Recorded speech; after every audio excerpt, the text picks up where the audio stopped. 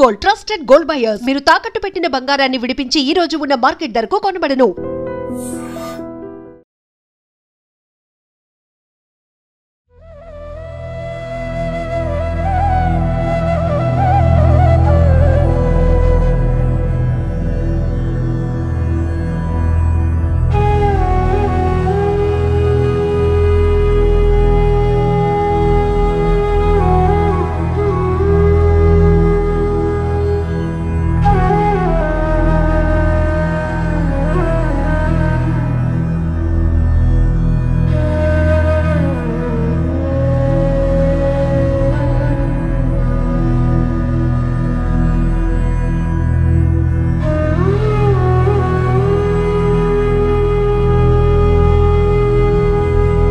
ప్రతి చోట top marks ఉన్నాయి. 10th క్లాస్ తీసుకోండి, ఇంటర్మీడియట్ తీసుకోండి, తర్వాత బీటెక్ తీసుకోండి, ఐఐటికి వెళ్ళారు, అక్కడ చెన్నైలో మల్టీనేషనల్ కంపెనీల్లో చేశారు, ఇంత హైయెస్ట్ శాలరీ తీసుకున్న తర్వాత సడన్గా వన్ ఫైన్ డే ఒక థాట్ వచ్చి నేను ఇటువైపు వెళ్ళాలి అని.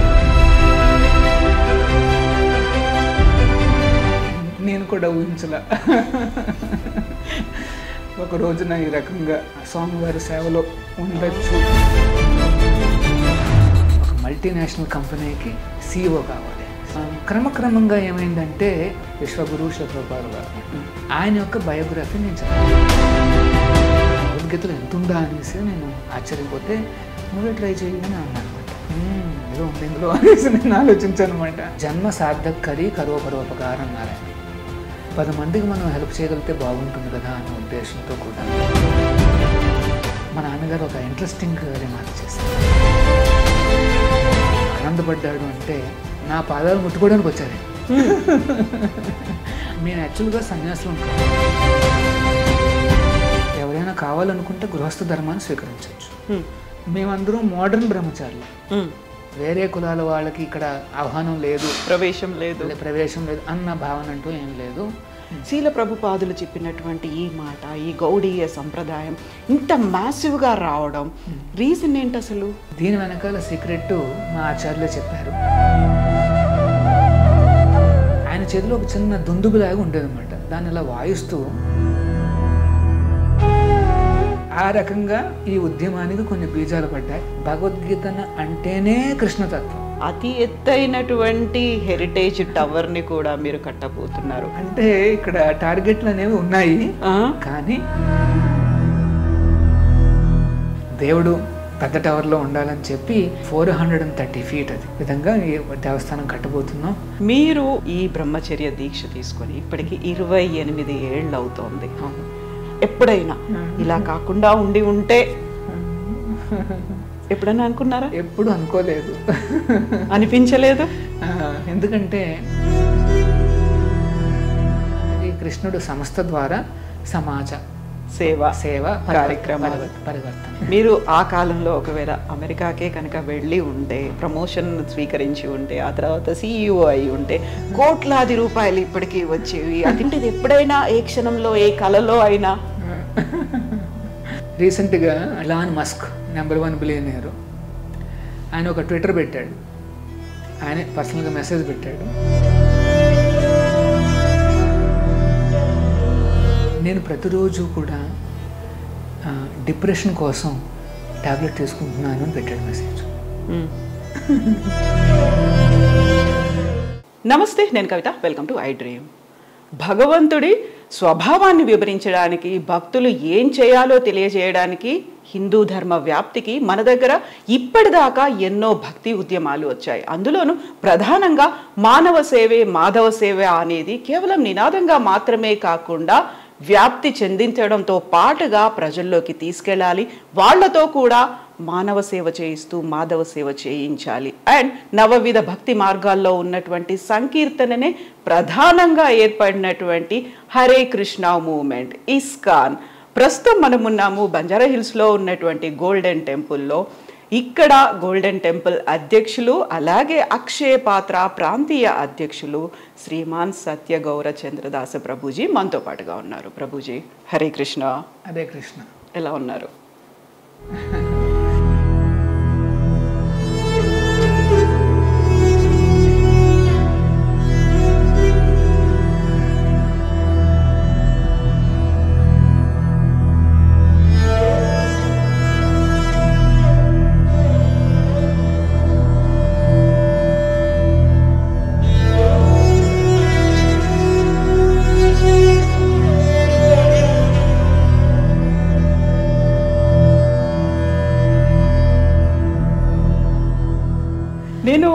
సత్య గౌరచంద్రదాస ప్రభుజీ అన్నాను.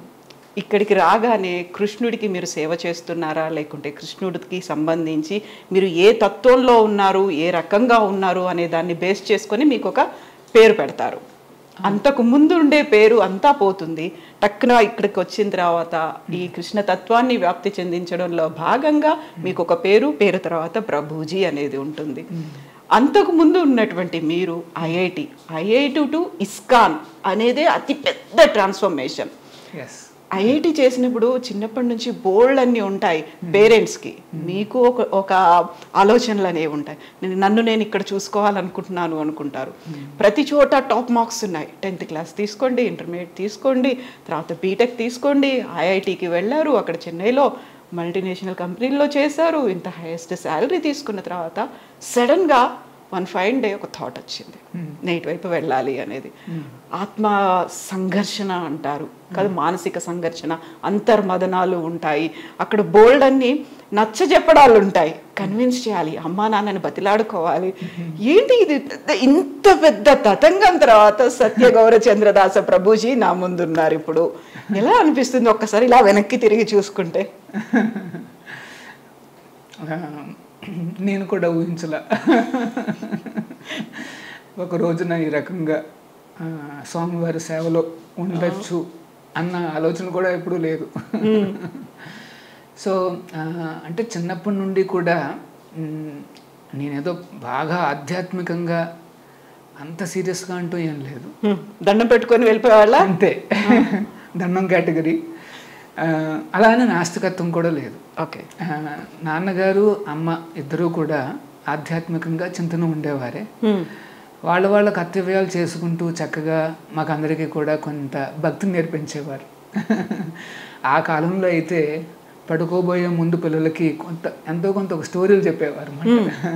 అవన్నీ కూడా ఆ నారాయణుడు, ఆ విష్ణువు, ఆ కృష్ణుడి మీద ఆ స్టోరీస్ ఉండేవన్నమాట. అంటే మెయిన్గా మనకి రామాయణము, మహాభారతాలు వీటి నుండి చెప్పేవారు అన్నమాట. అంతేకాకుండా ఇంకొక సంప్రదాయం ఉంది మా ఫ్యామిలీలో. ప్రతి సంవత్సరం కూడా పిల్లలందరినీ తీసుకుని వెళ్ళి తిరుమలకి దర్శనానికి వెళ్ళేవాళ్ళం అన్నమాట. ఓకే. సమ్మర్ హాలిడేస్ వచ్చాయంటే చాలు మాకు చాలా ఎక్సైట్మెంట్. ఒక 40 రోజులు ఎంత ఉంటుంది హాలిడేస్.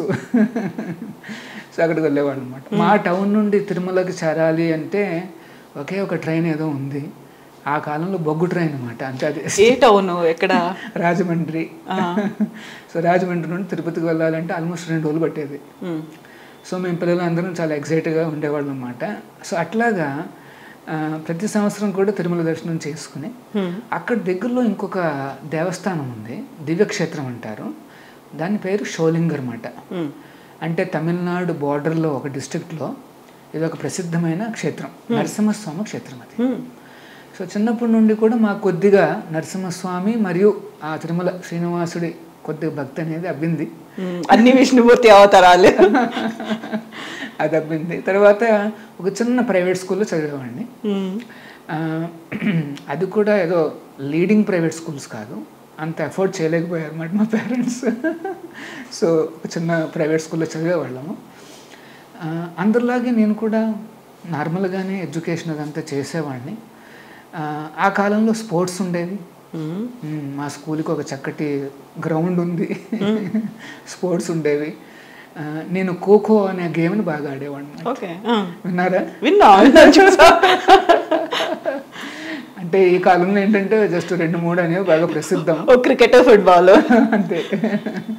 సో ఆ రకంగా 10th క్లాస్ పూర్తి చేసి అక్కడే ఇంటర్మీడియట్ కూడా పూర్తి చేసేసాను. కాకినాడకి ఇంజనీరింగ్ వెళ్ళాను అనమాట. దగ్గరలో ఉంది కదా అనేసి అక్కడే ఇంజనీరింగ్ అంతా పూర్తి చేసాం. ఆ తర్వాత ఇలాగ గేట్ ఎగ్జామ్ రాయడం జరిగింది. చాలా మంచి స్కోర్ రావడంతో ఐఐటి చెన్నైలో ఒకే ఒక సీట్ ఉంటుందన్నమాట. దీన్ని అంటే నేను ఇంజనీరింగ్ చేసింది మెకానికల్, అక్కడ నుండి నేను సాఫ్ట్వేర్ సైడ్ రావాలన్నమాట. ఆ కాలంలో జస్ట్ వస్తుంది అన్నమాట, సాఫ్ట్వేర్ పైకి వస్తుంది. ఐటీ ఫీల్డ్ అనేది ఇండియాలో కొద్ది పెరుగుతుంది అన్నమాట. సో ఇక్కడ నుండి ఇక్కడ జంప్ చేయాలి అంటే అక్కడ ఒకే ఒక సీట్ ఉందన్నమాట మొత్తం కంట్రీకి. ఆ సీటు నాకు రావడం జరిగింది. అది కూడా గేట్లో కూడా టాప్ మార్క్స్తో టాపర్గా రావడంతో ఆ సీటు నాకు లభించి అక్కడ నేను ఐటీ పూర్తి చేయడం జరిగింది అన్నమాట. చేయగానే క్యాంపస్ ఇంటర్వ్యూలో 2 జాబ్స్ వచ్చాయి, ఐటీ జాబ్స్ వచ్చాయి. ఒకటి మల్టీనేషనల్, ఒకటి ఇండియన్ కంపెనీ అనమాట. సో ఆబ్వియస్గా మీకు తెలుసు ఎక్కడ జాయిన్ అవుతానని. మల్టీనేషనల్కి వెళ్ళిపోతారు. సో మల్టీనేషనల్లో జాయిన్ అయ్యాను. నేను బెంగళూరుకి వెళ్ళాల్సి వచ్చింది. సో అక్కడ బెంగళూరులో ఈ ఇస్కాన్ బెంగళూరు దేవస్థానానికి పరిచయం అవడం జరిగింది అనమాట. ఎందుకు పక్కనే ఉండేదా? ఎలా? యాక్చువల్గా నేను ఐఐటి చేస్తున్నప్పుడే నా ఫ్రెండ్ సర్కిల్స్లో కొంతమంది ఈ హరే కృష్ణ అంటే కాస్త ఇంట్రెస్ట్ ఉన్నవాళ్ళు ఉండేవారు. అప్పుడప్పుడు నన్ను పిలిచేవారు అనమాట, రా మనం వెళ్దామనేసి. మేబీ ఒకసారి వెళ్ళుంటాను అంతే. నేను పెద్దగా ఇంట్రెస్ట్ ఏమీ అప్పట్లో లేదు. ముఖ్యంగా ఐఐటి చేస్తున్నప్పుడు బాగా ఏమంటారు, నాకు బాగా యాస్పిరేషన్స్ ఉండేవన్నమాట. ఒక మల్టీనేషనల్ కంపెనీకి సిఇఓ కావాలి అనేసి. ఏం తగ్గేది లేదనేసి ఆ రకంగా నేను ప్రయత్నించేవాడిని అనమాట. ఆ పట్టుదల కూడా అలాగే ఉండేది. అవును. సో బాగా స్టడీస్ అంటే ఫోకస్ అట్లాగన్నీ బాగా ఉండేవి. ఫార్చునేట్గా ఏంటంటే మా కాలంలో ఈ మొబైల్స్ అన్నీ ఇంకా లేవు. అంటే అప్పటికి ఇంతలా రాలేదు. రాలేదు. కంప్యూటర్స్ అనేవి వస్తున్నాయి కానీ ఇంత రాలేదన్నమాట. సో ఆ రకంగా అక్కడ ఎడ్యుకేషన్ పూర్తి చేసేసిన తర్వాత నేను బెంగళూరుకి వచ్చి, కంపెనీ ఏమో అక్కడ కాస్త దూరంగా ఉంటుంది, ఎలక్ట్రానిక్ సిటీ అని ఉంటుంది కదా, అక్కడ మాట కంపెనీ. మరి ఇక్కడైతే నేను మా ఫ్రెండ్స్ అందరం కలిపి ఒక చిన్న రూమ్ కోసం చూస్తున్నాం అన్నమాట. ఎంతో వెతుకుతేనే కానీ మాకు ఒక రూమ్ దొరకల. ఎందుకంటే మేము అందరం బ్యాచిలర్స్ కదా, ఎవరు నమ్మరు. అందుకనే ఇంకా సరే అనేసి ఎక్కడ దొరుకుతుందా అనేసి బాగా ప్రయత్నిస్తే చివరికి ఒక రూమ్ అనేది మాకు అంటే చిన్న ఇండిపెండెంట్ హౌస్ లాగా ఉంటుందన్నమాట. ఓనర్కి వేరే హౌస్ ఎక్కడో ఉంది. ఇంకా సరే అనేసి వాడు ఇచ్చేసారన్నమాట ఇది. And that happens to be just 2 minutes from ISKCON Bengaluru temple. రోజు ఆ సంకీర్తనలు దానికి నెక్స్ట్ ఒక 2 నిమిషాలు వాకింగ్తో మనకి ఇస్కాన్ బెంగళూరు దేవస్థానం ఉంటుందన్నమాట. సో మా ఫ్రెండ్స్లో ఆల్రెడీ ఉన్న భక్తులు వాళ్ళందరూ కూడా అక్కడ రెగ్యులర్గా వెళ్ళేవారు. నేను హార్డ్లీ ఎవరు యూస్ టు గో. ఎందుకంటే నేను ఈ జాబ్లో పడ్డాను, మరి ఒక గోల్ కూడా ఉంది, సిఇఓ అవ్వాలి. సో ఆ రకంగా నేను చేసేవాడిని అన్నమాట. వీళ్ళేమో ఒకసారి జన్మాష్టమి అని అనుకుంటే ఫస్ట్ టైం నేను వెళ్ళాను అనమాట ఇస్కాన్ బెంగళూరు దేవస్థానం. అప్పటికి ఇంకా ఈ పెద్ద దేవస్థానం ఇంకా రెడీ కాల. అంటే మీకు తెలుసో తెలియదు, ఇస్కాన్ బెంగళూరు అనేది ఇప్పుడు అతిపెద్ద దేవస్థానం అన్నమాట. సో అది ఇంకా కన్స్ట్రక్షన్లో ఉంది, ఇంకా రెడీ కాల. మేబీ చివరి లాస్ట్ 1 or 2 years వరకు అన్నమాట పెండింగ్లో ఉంది. సో ఆ సమయంలో వెళ్తే వాళ్ళది ఒక చిన్న దేవస్థానం ఉంది. సో అక్కడికి వెళ్ళి నేను ఫస్ట్ టైం అది చూశాను అనమాట, ఎలా ఉంటాయి వీళ్ళ దేవస్థానాలు అనేసి. తర్వాత ఒక చిన్న దేవస్థానం, కృష్ణ బలరాముల వారి ఒక చిన్న గుడి ఉందన్నమాట. సో అక్కడ దర్శనం చేసుకున్నాను. అంటే నాకేంటంటే కృష్ణుడు బలరాముడు అంటే పెద్దగా ఐడియా లేదు. మనం అంతా వెంకటేశ్వర స్వామి, నరసింహస్వామి అంతే. సో కానీ ఏదో అంటే ఆయన కూడా విష్ణు స్వరూపమే కాబట్టి ఆ రకంగా మహా అంటే భగవద్గీతను బోధించాడు. భగవద్గీత అనేది కొద్దిగా తెలుసు, పేరు మాత్రమే తెలుసు. లోన ఉన్న విషయాలు చాలా మందికి తెలియదు. ఇదొక విషయం అన్నమాట. సో ఆ రకంగా నాకు కాస్త అంటే మంచి ఇంప్రెషన్ వచ్చింది. బాగా చాలా చక్కగా మెయింటైన్ చేస్తున్నారు, అదంతా బాగా ఇంప్రెషన్ వచ్చింది. ఆ రకంగా కాస్త పరిచయం అయింది. క్రమక్రమంగా ఏమైందంటే నేను కూడా అంటే వారు చెప్పారన్నమాట, ఇట్లాగా కాస్త జపం చేస్తే బాగుంటుంది, హరే కృష్ణ మహామంత్రం చెప్తే బాగుంటుంది అని చెప్పారు. ఇది ఒక చక్కటి మెడిటేషన్ బాగుంటుంది అనేసి. ఆ కాలంలో మెడిటేషన్ అనేది ఇంకా పికప్ కాల, అంత ట్రెండ్ లేదన్నమాట సమాజంలో కూడా. తర్వాత ఒకరోజు నేను ఏం చేశానంటే ఈ హరే కృష్ణ ఉద్యమ సంస్థాపకాచార్యులు his divine grace A C Bhaktivedanta Swami Prabhupada వారు, మేము ప్రేమగా ఏమంటాము అంటే శ్రీల ప్రభుపాద వారు అంటాం, విశ్వగురు శ్రీల ప్రభుపాద వారు అంటాం. ఆయన యొక్క బయోగ్రఫీ నేను చదివాను. ఆ చక్కటి స్టోరీలా ఉంటుంది అది. ఆయన 40 రూపాయలు చేతిలో పెట్టుకుని 70 ఏళ్ల వయసులో ఒక సరుకులు మోసే ఓడలో ప్రయాణించి అతిపెద్ద ఒక ఏమంటారు వరల్డ్ వైడ్ ఆర్గనైజేషన్ స్థాపించారన్నమాట. వెరీ క్యాచీ ఎగ్జాంపుల్ అన్నమాట. జస్ట్ 40 రూపాయలు చేతిలో పెట్టుకుని ఒక పెద్ద ఆయన బాగా ఆ వయసులో 70 ఏళ్ళ వయసులో వరల్డ్ వైడ్ ఆర్గనైజేషన్ అనేది స్థాపించారు అంటే సంథింగ్ అనేసి నేను చదివాను అనమాట. ఆ బయోగ్రఫీ చదివాను, నాకు కొద్దిగా ఏదో నచ్చిందన్నమాట. ఎంత డిటర్మినేషన్ ఉంది, ఎంత ఎనర్జీ ఉంది, ఎంత పట్టుదల ఉందనేసి నేను కాస్త ఆశ్చర్యపోయాను అనమాట. అప్పుడు మా ఫ్రెండ్స్ కూడా ఏమన్నారంటే, ప్రభుపాదుల వారు ఇంత స్థానానికి ఎందుకు చేరుకున్నారు, ఇదంతా భగవద్గీత అనుగ్రహము అని చెప్పారు అనమాట. ఓ నిజమా, భగవద్గీతలో ఎంత ఉందా అనేసి నేను ఆశ్చర్యపోతే, నువ్వే ట్రై చేయి అని అన్నారన్నమాట. సరే మరి అయితే నేను భగవద్గీత ఒకసారి చూస్తానని చెప్పి, అంటే నేను ఏది కూడా అంత తేలిగ్గా నమ్మను. అంటే కొద్దిగా కాలేజీకి వచ్చిన తర్వాత భక్తి ఉన్నా సరే కొద్దిగా మనకు క్వశ్చనింగ్ పెరుగుతుంది, రీజన్ లాజిక్ అన్నీ పెరుగుతుంటాయి అన్నమాట. సో నేనేమన్నానంటే సరే ఒకసారి చూస్తాను నేను ఎలా ఉంటుంది, వాట్ అంటే ఏముంటుంది అందులో లోపల అనేసి మనం.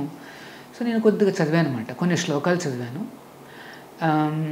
ఒక శ్లోకం ఏమిటంటే కర్మణ్యేవాధికారస్తే మా ఫలేషు కదాచన, చాలా ఫేమస్ శ్లోకం అది. సో భగవంతుడు ఏమంటున్నాడు అంటే, నీ కర్తవ్యాన్ని నువ్వు చెయ్యి, కానీ మానవుల చేతిలో లేదు ఈ రిజల్ట్ అనేది.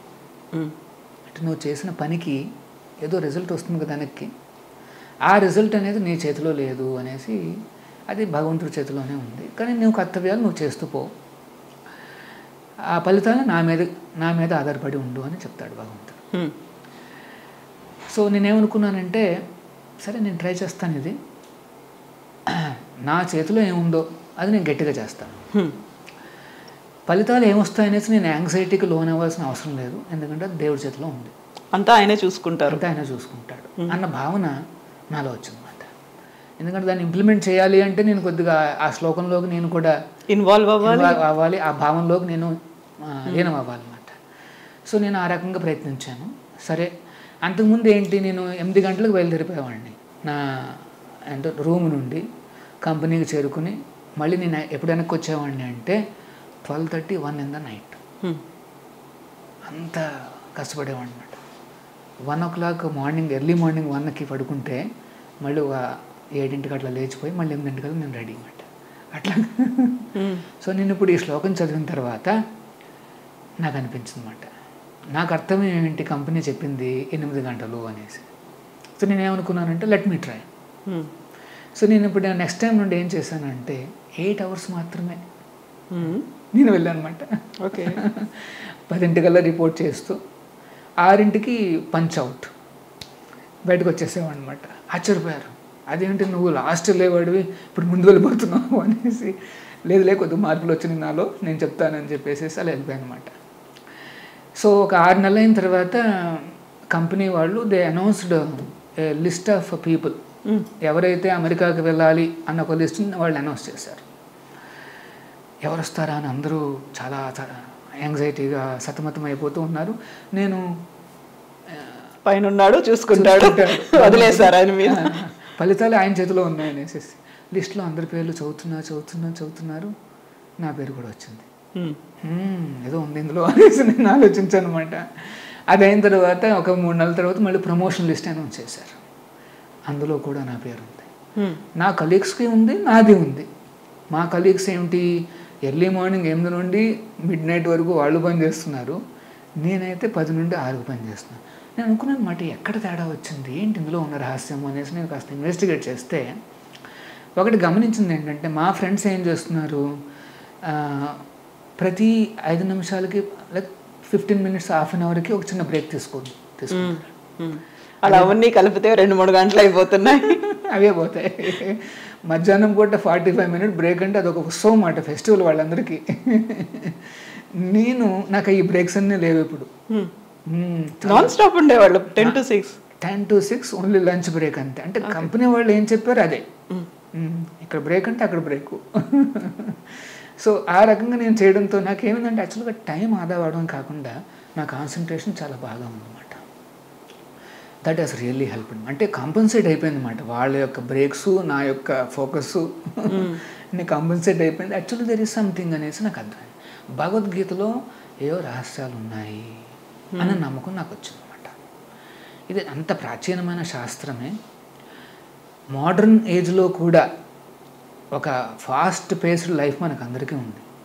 అట్లాంటి జీవనంలో కూడా నాకేదో వర్క్ అయింది అనిపించింది, సంథింగ్ ఉంది అనేసి నాకు కాస్త నమ్మకం వచ్చిందన్నమాట.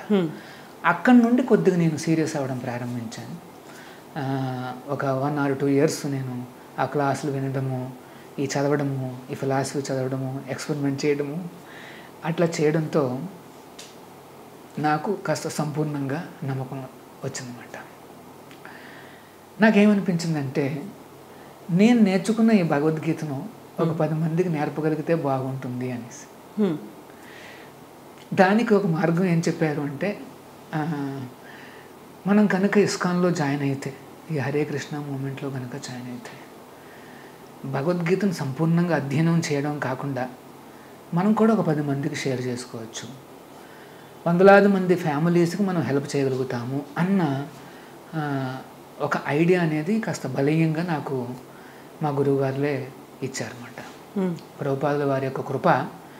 ఆయన ఏమన్నారు అంటే, పరోపకారార్థం బతికితే బాగుంటుంది. చైతన్య మహాప్రభుల వారి సంప్రదాయం మాది. వారిచ్చిన ఆదేశం ఏమిటంటే, జన్మ సార్థకరి కరో పరోపకారం అన్నారు ఆయన. ఇది అంటే బెంగాలీ లాంగ్వేజ్. చైతన్య మహాప్రభుల వారు బెంగాల్లో అవతరించారన్నమాట. ఆయనే ప్రారంభించారు ఈ సంకీర్తనోద్యమాన్ని. ఆయన అన్నది ఏంటి, జన్మ సార్థకరి అంటే మన జన్మను మనం సార్థకం చేసుకుంటూ కరో పరోపకారాన్ని చేయండి అనేసి. నాకు నచ్చింది ఇది. 10 మందికి మనం హెల్ప్ చేయగలిగితే బాగుంటుంది కదా అన్న ఉద్దేశంతో కూడా జన్మ సార్థకం అంటే నేను నేర్చుకోకుండా 10 మందికి చెప్పడంలో అర్థం లేదు. ఇప్పుడు ఉదాహరణకి నేను నా చేతిలో ఒక విస్కీ గ్లాస్ పెట్టుకుని మీరు విస్కీ తాగకూడదు అని చెప్పాను అనుకోండి, ఎవడు నా మాట వినడు. ఎందుకంటే నేనే దాన్ని పాటించలేకపోతున్నాను. ఎవరు పాటిస్తారు, ఎవరు పాటించరు. అలాగే సో మహాప్రభులు వారు ఏమన్నారంటే, ఫస్ట్ నీ జన్మను నువ్వు సార్థకం చేసుకో.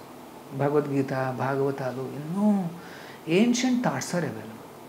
మన కల్చర్లో ఏంటంటే చాలా ఏన్షియంట్ థాట్స్ ఆర్ అవైలబుల్ అన్నమాట. సో దాన్ని కనుక నేను కాస్త ఎంబైబ్ చేసుకోగలిగితే, నాలో నేను అంటే నేర్చుకోగలిగితే, ఒక 10 మందికి అది ఇవ్వగలిగితే, వాళ్ళల్లో ఏమైనా మార్పులు వస్తే that is the biggest help అనేసి కొద్దిగా బలీయంగా ప్రభుపాదుల వారి పుస్తకాలు చదువుతున్నప్పుడు నాకు ఐడియా వచ్చిందన్నమాట. సో దెన్ నెక్స్ట్ స్టెప్ తీసుకోవాల్సి వచ్చిందన్నమాట. అదేంటంటే నిజంగా ఇవన్నీ వదిలిపెట్టి, ఎందుకంటే అమెరికాకి ఇంకొక 6 నెలల్లో వెళ్ళాలి, అక్కడికి వెళ్ళాలి. ఆల్రెడీ నేను అనేసుకున్నాను మనసులో, ఆల్రెడీ ప్లాన్స్ వచ్చేసినాయి. ఏమిటి, ఇంక అక్కడికి వెళ్తే మళ్ళీ రాకూడదు, అక్కడ నుండి అక్కడికే మల్టీనేషనల్ కంపెనీకి ఒక CEO అవ్వాలి, అక్కడే సెటిల్ అవ్వాలి, ఒక ప్లాన్ రెడీ అయిపోయింది మాట మైండ్లో. సో బట్ ఈ లోపల గురువు గారి యొక్క కాల్ వచ్చిందన్నమాట. ఆచార్యుల వారి యొక్క ఇన్స్పిరేషన్ ఆయన పుస్తకాల ద్వారానే. ఇదేంటంటే చాలా అద్భుతం అన్నమాట ఇవన్నీ. ఆ గురువులు ముఖ్యంగా ప్రభుపాదుల వారి పుస్తకాల్లో ఆయనే నేను స్వయంగా ఉంటానని చెప్పారన్నమాట. ఆ ఇన్స్పిరేషన్ ఎంత గాఢంగా ఉంది అంటే, మేబీ ఈ ఒక్క లైఫ్లో అయినా ట్రై.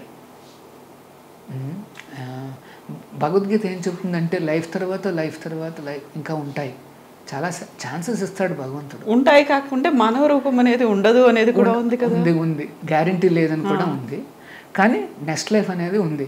అంటే మనం ఎన్నో లైఫ్లు దాటి వచ్చామే, ఈ ఒక్క లైఫ్లో అట్లీస్ట్ వై నాట్ అనేసి ఒక భావన వచ్చిందన్నమాట. అప్పుడు అంతర్మదనం మొదలైంది.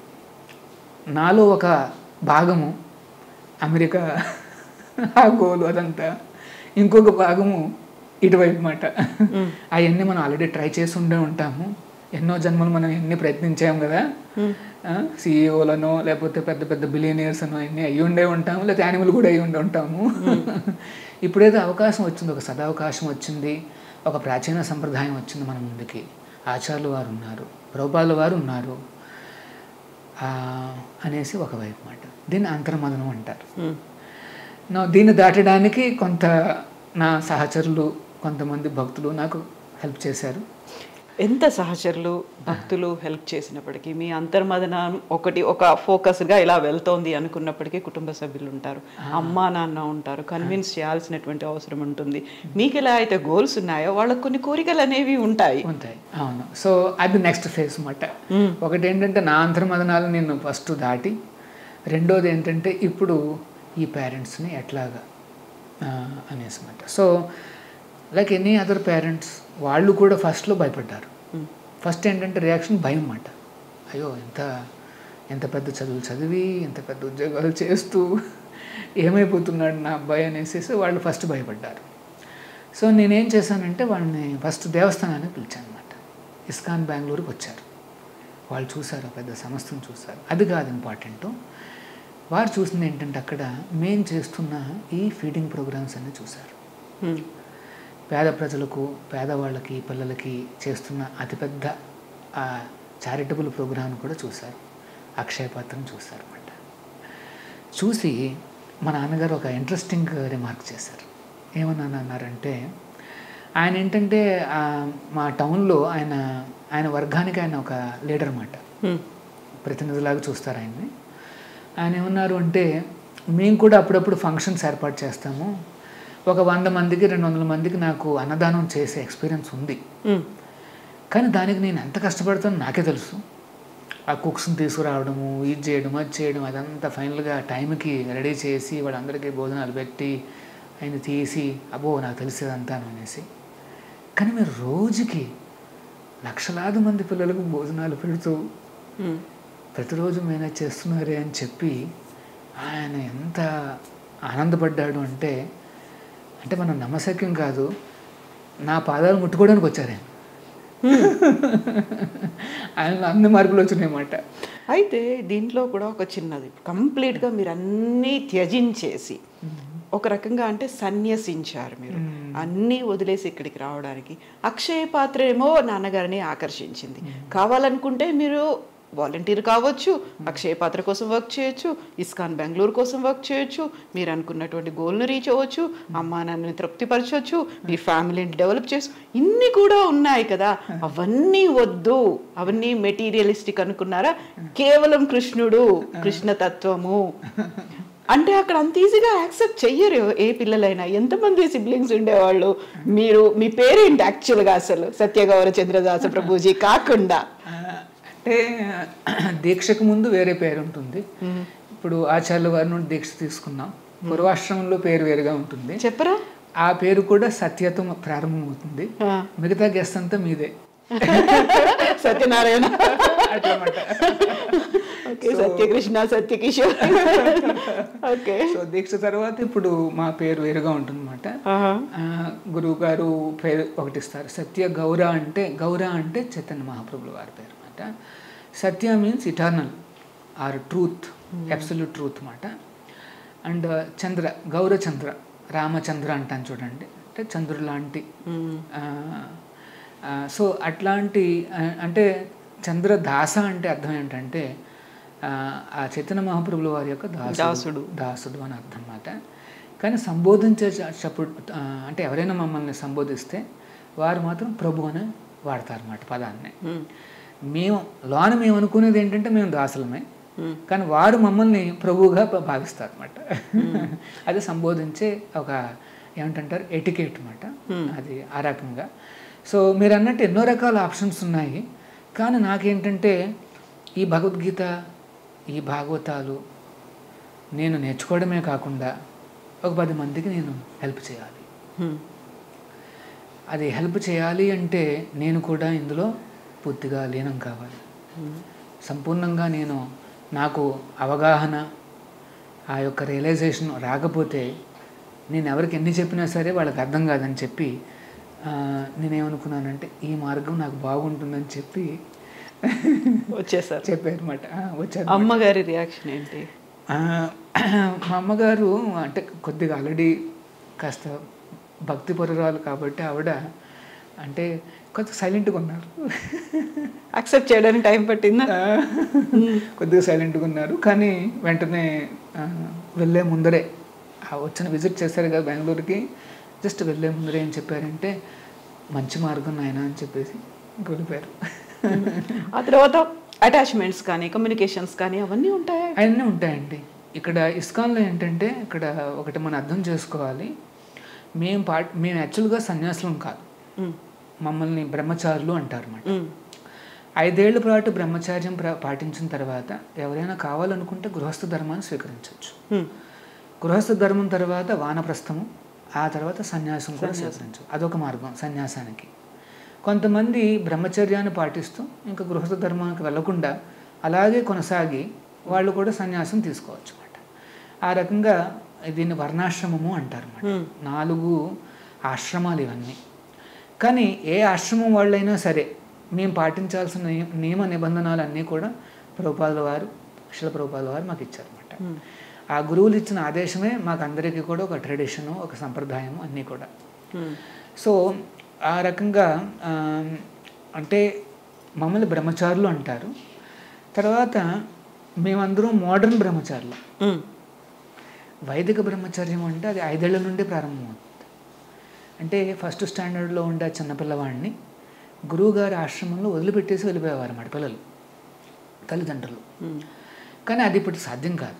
ఇదంతా మనం మోడర్న్ జీవనంలో ఉన్నాం కాబట్టి ఆ ప్రిన్సిపల్స్ అనేవి మనం తీసుకోవాలి, కానీ ఆ మెథడ్స్ అనేవి మనం మార్చుకోవాలన్నమాట.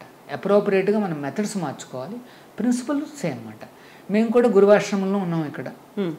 కాకపోతే మోడర్న్ ఏజ్, మోడర్న్ సెటప్ కాబట్టి ఇక్కడ ప్రతి బ్రహ్మచారి కూడా పేరెంట్స్తో మాట్లాడుకోవచ్చు, ఫోన్ కాల్స్ చేసుకోవచ్చు, అప్పుడప్పుడు వాళ్ళని పిలుస్తాం మేమే. ఇన్ఫ్యాక్ట్ దేవస్థానమే ఆహ్వానిస్తుందన్నమాట. మీరు రండి, ఇక్కడ ఉత్సవాల్లో పాల్గొనండి, ఇక్కడ నేర్చుకోండి మీరు అనేసి మేము ఆహ్వానిస్తాము. అలాగే పిల్లలు కూడా ఆహ్వానిస్తుంటారు. అప్పుడప్పుడు అక్కడ ఏమైనా మెయిన్ ఈవెంట్స్ ఉంటే పిల్లలు కూడా వెళ్తుంటారు. సిబ్లింగ్స్ మ్యారేజ్ ఏమైనా ఉందనుకోండి, అక్కడికి వెళ్ళి వాళ్ళు అటెండ్ అవుతుంటారు. తర్వాత అక్కడ ఏమైనా మెయిన్ ఈవెంట్స్ ఏమైనా జరిగితే అక్కడ కూడా అటెండ్ అవుతుంటారు. ఆ రకంగా ఆశ్రమ విధానం అన్నమాట. మా గోల్ ఏమిటంటే వారు కూడా కొద్దిగా ఇక్కడ ఏమన్నా భక్తి కానీ కాస్త భగవద్గీత కానీ వాళ్ళు కూడా నేర్చుకోవచ్చు. వాళ్ళని దూరంగా పెడితే మరి వాళ్ళు నేర్చుకోలేరు కదా. మా ఉద్దేశం ఏంటంటే ప్రతి ఒక్కరికి ఇది చేరాలి, ఈ మెసేజ్ అనేది, ఈ తత్వం అనేది ప్రతి ఒక్కరికి చేరాలి. తర్వాత మన ఇంట్లో వాళ్ళకి ఎందుకు చేరకూడదు? ఆ ఉద్దేశంతో ఏంటంటే మేము అట్లాంటి రెస్ట్రిక్షన్స్ ఏం పెట్టాము. సో ఇక్కడ భక్తులు కూడా చక్కగా వెళ్తూ రావచ్చు, వాళ్ళు వెళ్తూ రావచ్చు, అన్నీ ఉంటాయన్నమాట. ఒకవేళ ఎవరైనా గృహస్థ ధర్మాన్ని స్వీకరించాలన్నా కూడా ఆర్గనైజేషన్ వాళ్ళని ఎంకరేజ్ చేసి వాళ్ళకి ఆ ఏర్పాట్లన్నీ కూడా చేస్తుందన్నమాట. It's a very nice model అన్నమాట. So modern and progressive exactly. And ancient మన ట్రెడిషన్స్లో ప్రిన్సిపల్స్లో రూట్ అయి ఉంటుంది, బట్ వెరీ మోడర్న్ అవుట్లుక్ అన్నమాట. అంటే ఈ ప్రస్తుతం ఉన్న సమాజానికి అనుగుణంగా అన్ని ప్రిన్సిపల్స్ని మేము అప్లై చేస్తాం అన్నమాట. ఉదాహరణకి ఇక్కడ కుల మత ప్రాంత భేదాలకు అతీతంగా ఎవరైనా సరే జాయిన్ కావచ్చు. అంటే ఇక్కడ ఏదో మీరు ఒక కులంలో పుట్టిన వాళ్ళే ఇక్కడ మీరు జాయిన్ అవ్వాలి, వేరే కులాల వాళ్ళకి ఇక్కడ ఆహ్వానం లేదు, ప్రవేశం లేదు అన్న భావన అంటూ ఏం లేదు. ఇక్కడ ఎవరైనా సరే ఇంట్రెస్ట్ ఉంటే చాలు, వాళ్ళకి ఆ భగవంతుడిని చేరుకోవాలన్న తపనుంటే చాలు, ఆ సేవలు అందించాలని తపనుంటే చాలు, వాళ్ళు ఎవరైనా రావచ్చు. మాకు ఇక్కడ ప్రభుపాదుల వారు ఇచ్చిన ప్రాసెస్ ఎంత దిట్టంగా ఉంటుందంటే ఎవరైనా సరే చక్కగా వాళ్ళు ప్రోగ్రెస్ అవుతారన్నమాట. ఇక్కడ జాబాలి ఉపనిషత్తు అని ఒక ఉపనిషత్తు ఉంది. అక్కడ ఒక చిన్న ఇన్సిడెంట్ చెప్పబడింది అన్నమాట. ఏమని, ఒక చిన్న పిల్లవాడు ఒక గురువు దగ్గరికి వెళ్తారన్నమాట. ఒక మహర్షి, ఆయనకు ఒక ఆశ్రమం ఉంది, ఆ చిన్న పిల్లలందరూ చదువుకుంటున్నారు. ఈ అబ్బాయి కూడా అక్కడ ఏదో జరుగుతుందని చెప్పి, ఈ అబ్బాయికి చదువులు ఏమీ లేవు, అంటే అంత పెద్ద కులంలో ఏం కూడా పుట్టినవాడు కాదన్నమాట. అబ్బాయి అక్కడికి వెళ్ళి ఆ మహర్షిని అడుగుతాడు, నేను కూడా ఇక్కడ కూర్చోవచ్చా, నేను కూడా నేర్చుకోవచ్చా అని అడుగుతాడు అనమాట. ఆయన రా తండ్రి అని చెప్పి, ఏంటి మీ అమ్మగారి పేరేంటి, నాన్నగారి పేరేంటి, వాళ్ళు ఏం చేస్తారు అని అడుగుతాడు అనమాట.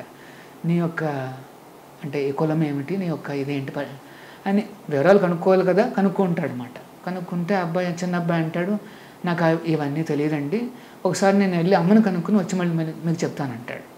సరే వెళ్ళినా ఆయన అంటాడు. సో అమ్మ దగ్గరికి వెళ్ళి అడుగుతాడు అనమాట, అమ్మ ఏంటి, నా తండ్రి ఎవరు, మరి మన కులం ఏమిటి అంటే తల్లి యాక్చువల్గా ఆమె అంటే ఒక వేశ్యమాట. తండ్రి చెప్తుందన్నమాట ఓపెన్గా, నీ తండ్రి ఎవరో నాకు తెలియదు నాయన అంటుందన్నమాట. అప్పుడు ఆ పిల్లవాడు మళ్ళీ వెనక్కొచ్చేస్తాడు. ఈ మహర్షి దగ్గరికి వచ్చి మరి చెప్పు నాయన ఏంటి, ఎవరు మీ తండ్రి, మీ యొక్క కులం ఏమిటి అని అడుగుతాడు. అప్పుడు అబ్బాయి అంటాడు, మా అమ్మని అడిగాను, తండ్రి ఎవరు తెలియదు అని చెప్పింది, నా తండ్రి ఎవరో నాకే తెలియదు అని చెప్పేస్తాడు అనమాట.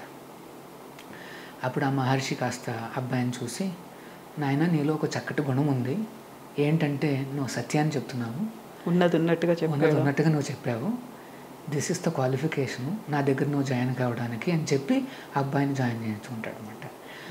ఈ సిస్టమ్ అనేది ఎన్నో ఏళ్ళుగా నడుస్తుంది మన దాంట్లో. కాకపోతే కొంతమంది పాశ్చాత్య దేశస్తులు కాస్త ఇక్కడికి ఇన్వేడ్ చేసి పాలిస్తున్న రోజుల్లో మన మధ్యన పెట్టిన చిచ్చు తప్పితే ఈ కుల వ్యవస్థ అనేది ఇప్పుడు మనుషులు తీసుకొచ్చిన వ్యవస్థ తప్పితే మన శాస్త్రాల్లో కానీ మన మహర్షుల్లో కానీ మన యొక్క గురువుల్లో కానీ ఇది లేదు అన్నమాట. ఎక్కడ పుట్టామని కాదు, ఎన్ని గుణాలు ఉన్నాయి నాయన అనేది ఇంపార్టెంట్ అన్నమాట. ఇప్పుడు మన దగ్గర ఆల్రెడీ శైవం, వైష్ణవం, శాక్తేయం ఇలాంటివన్నీ ఉన్నాయి, 6 రకాలుగా కనిపిస్తున్నప్పుడు గౌడీయ పద్ధతి అనేది తీసుకొచ్చారు సరికొత్తగా.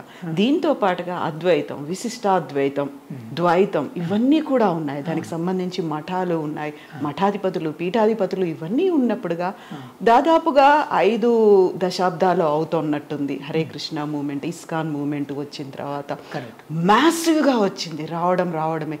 ఇవన్నీ కూడా ఇక్కడున్నటువంటి అందరినీ ఏకం చేయాలి, లేకుంటే ఎలుగెత్తి చాటాలి, అందరము ఒకటే అనేది నినదించాలి.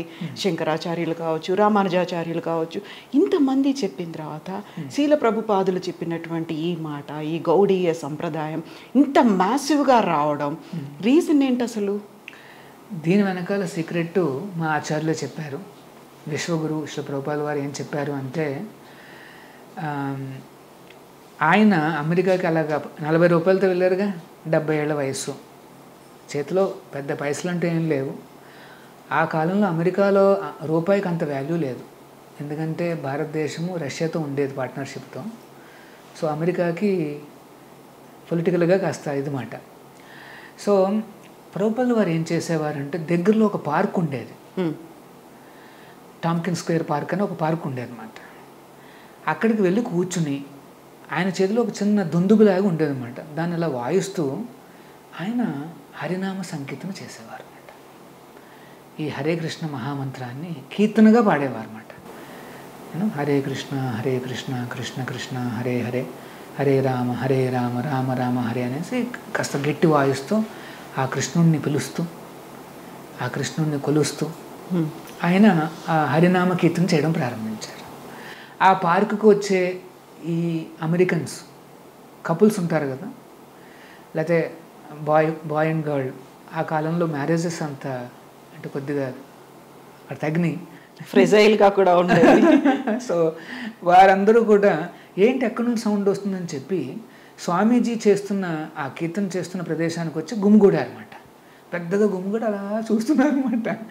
ఈయనేమో కాస్త తేజస్సుతో సన్యాసి రూపము, తర్వాత ఎంతో ఇంటెన్సిటీతో ఆయన ఆచార్యులు వారు చేస్తున్నారు అనమాట. సో ఆ కీర్తన వాళ్ళు కూడా వింటున్నారు, వాళ్ళు తెలియదు అన్నమాట వాళ్ళు వింటున్నారని కూడా, జస్ట్ వాళ్ళు చూస్తున్నారు, ఏంటవుతుందా అని చూస్తున్నారు అనమాట. అప్పటికే స్వామీజీకి కాస్త ఆకర్షితులై ఒకళ్ళిద్దరు ఎవరో ఉన్నారు, కొంతమంది విజిటర్స్ అంతే, వాళ్ళు కూడా వచ్చున్నారు అక్కడికి. వాళ్ళు స్వామీజీ ఇట్లా కీర్తన చేస్తుంటే వాళ్ళు కొద్దిగా నించుని కాస్తలాగా నృత్యం చేయడం మొదలుపెట్టాం. ఇదేదో బాగుంది అనేసి అందరూ కొద్దిగా జాయిన్ అయ్యారన్నమాట. ఆ రకంగా ఈ ఉద్యమానికి కొన్ని బీజాలు పడ్డాయి. సో ప్రభుపాదుల వారి తర్వాత చివరిలో ఏం చెప్తారు అంటే, ఎంత భారీగా ఇది డెవలప్ కావడానికి ఆ సీక్రెట్ ఏంటంటే ఆ శ్రీహరి నామము. ఈ నామాన్ని నేను చెప్పాను, ఆ నామానికి ఆకర్షితులయ్యే వీరందరూ వచ్చారు అని చెప్పేవారు మాట ప్రభుపాదుల వారు. మరి సరికొత్తగా ఇంకా గౌడీయ సంప్రదాయాన్ని తీసుకురావడం, అది కూడా కోల్కతా వేదికగా జరిగినటువంటి, అంటే మనకి అంతగా సంబంధం లేని, టచ్ లేని ఒక భాష అంతగా విస్తృతం కావడం, ది సేమ్ టైం ఇప్పుడు మనకు చూస్తే అమెరికా కేంద్రంగా ఒక ఇస్కాన్ ఉంటుంది, కోల్కతా కేంద్రంగా, బెంగళూరు కేంద్రంగా, ముంబై కేంద్రంగా, హైదరాబాద్ కేంద్రంగా డిఫరెంట్ కేంద్రాలు అనేవి ఉంటాయి. ఏదైనా మఠం ఉంది అనుకుంటే ఆ మఠం నుంచి ఏర్పడినటువంటి దేవాలయాలు ఉంటాయి, ఆ మఠం నుంచే పూజారులు కావచ్చు, ఒక సంప్రదాయం అనేది తరతరాలుగా వస్తుంది. కాకుంటే ఇందులో మాత్రం అది కాదు కదా, నామం కూడా డిఫరెంట్గా ఉంటుంది. మనం తిరునామం అంటాము వైష్ణవ సంప్రదాయంలో పెట్టుకునేది, ఇవన్నీ ఎంటైర్లీ డిఫరెంట్ ఉంటాయి. బట్ ఒక్కటే ఒక థింగ్ ఏంటంటే హరినామం అక్కడ వినిపిస్తూ ఉంటుంది. ఎందుకు ఇంత మొత్తం సంప్రదాయం అంతా మార్చేయడం అని కాదు, కాకపోతే విభిన్నంగా ఉండడం. యాక్చువల్గా వైష్ణవ మనం శాస్త్రాలు చూస్తే, పద్మపురాణాన్ని చూస్తే 4 సంప్రదాయాలు ఉన్నాయన్నమాట. విశేషంగా 4 సంప్రదాయాలు అనేవి భగవంతుడే స్వయంగా ప్రారంభించిన సంప్రదాయాలు. ఒక సంప్రదాయాన్ని అమ్మవారే ప్రారంభించారు, లక్ష్మీదేవి. దాన్ని శ్రీ సంప్రదాయం అంటారు.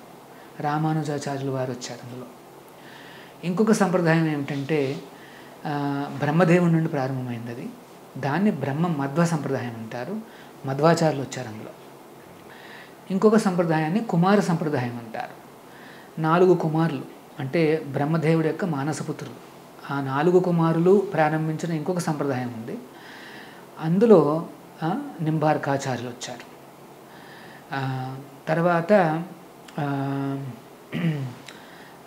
ఇంకొక సంప్రదాయం 4వ సంప్రదాయం వచ్చింది.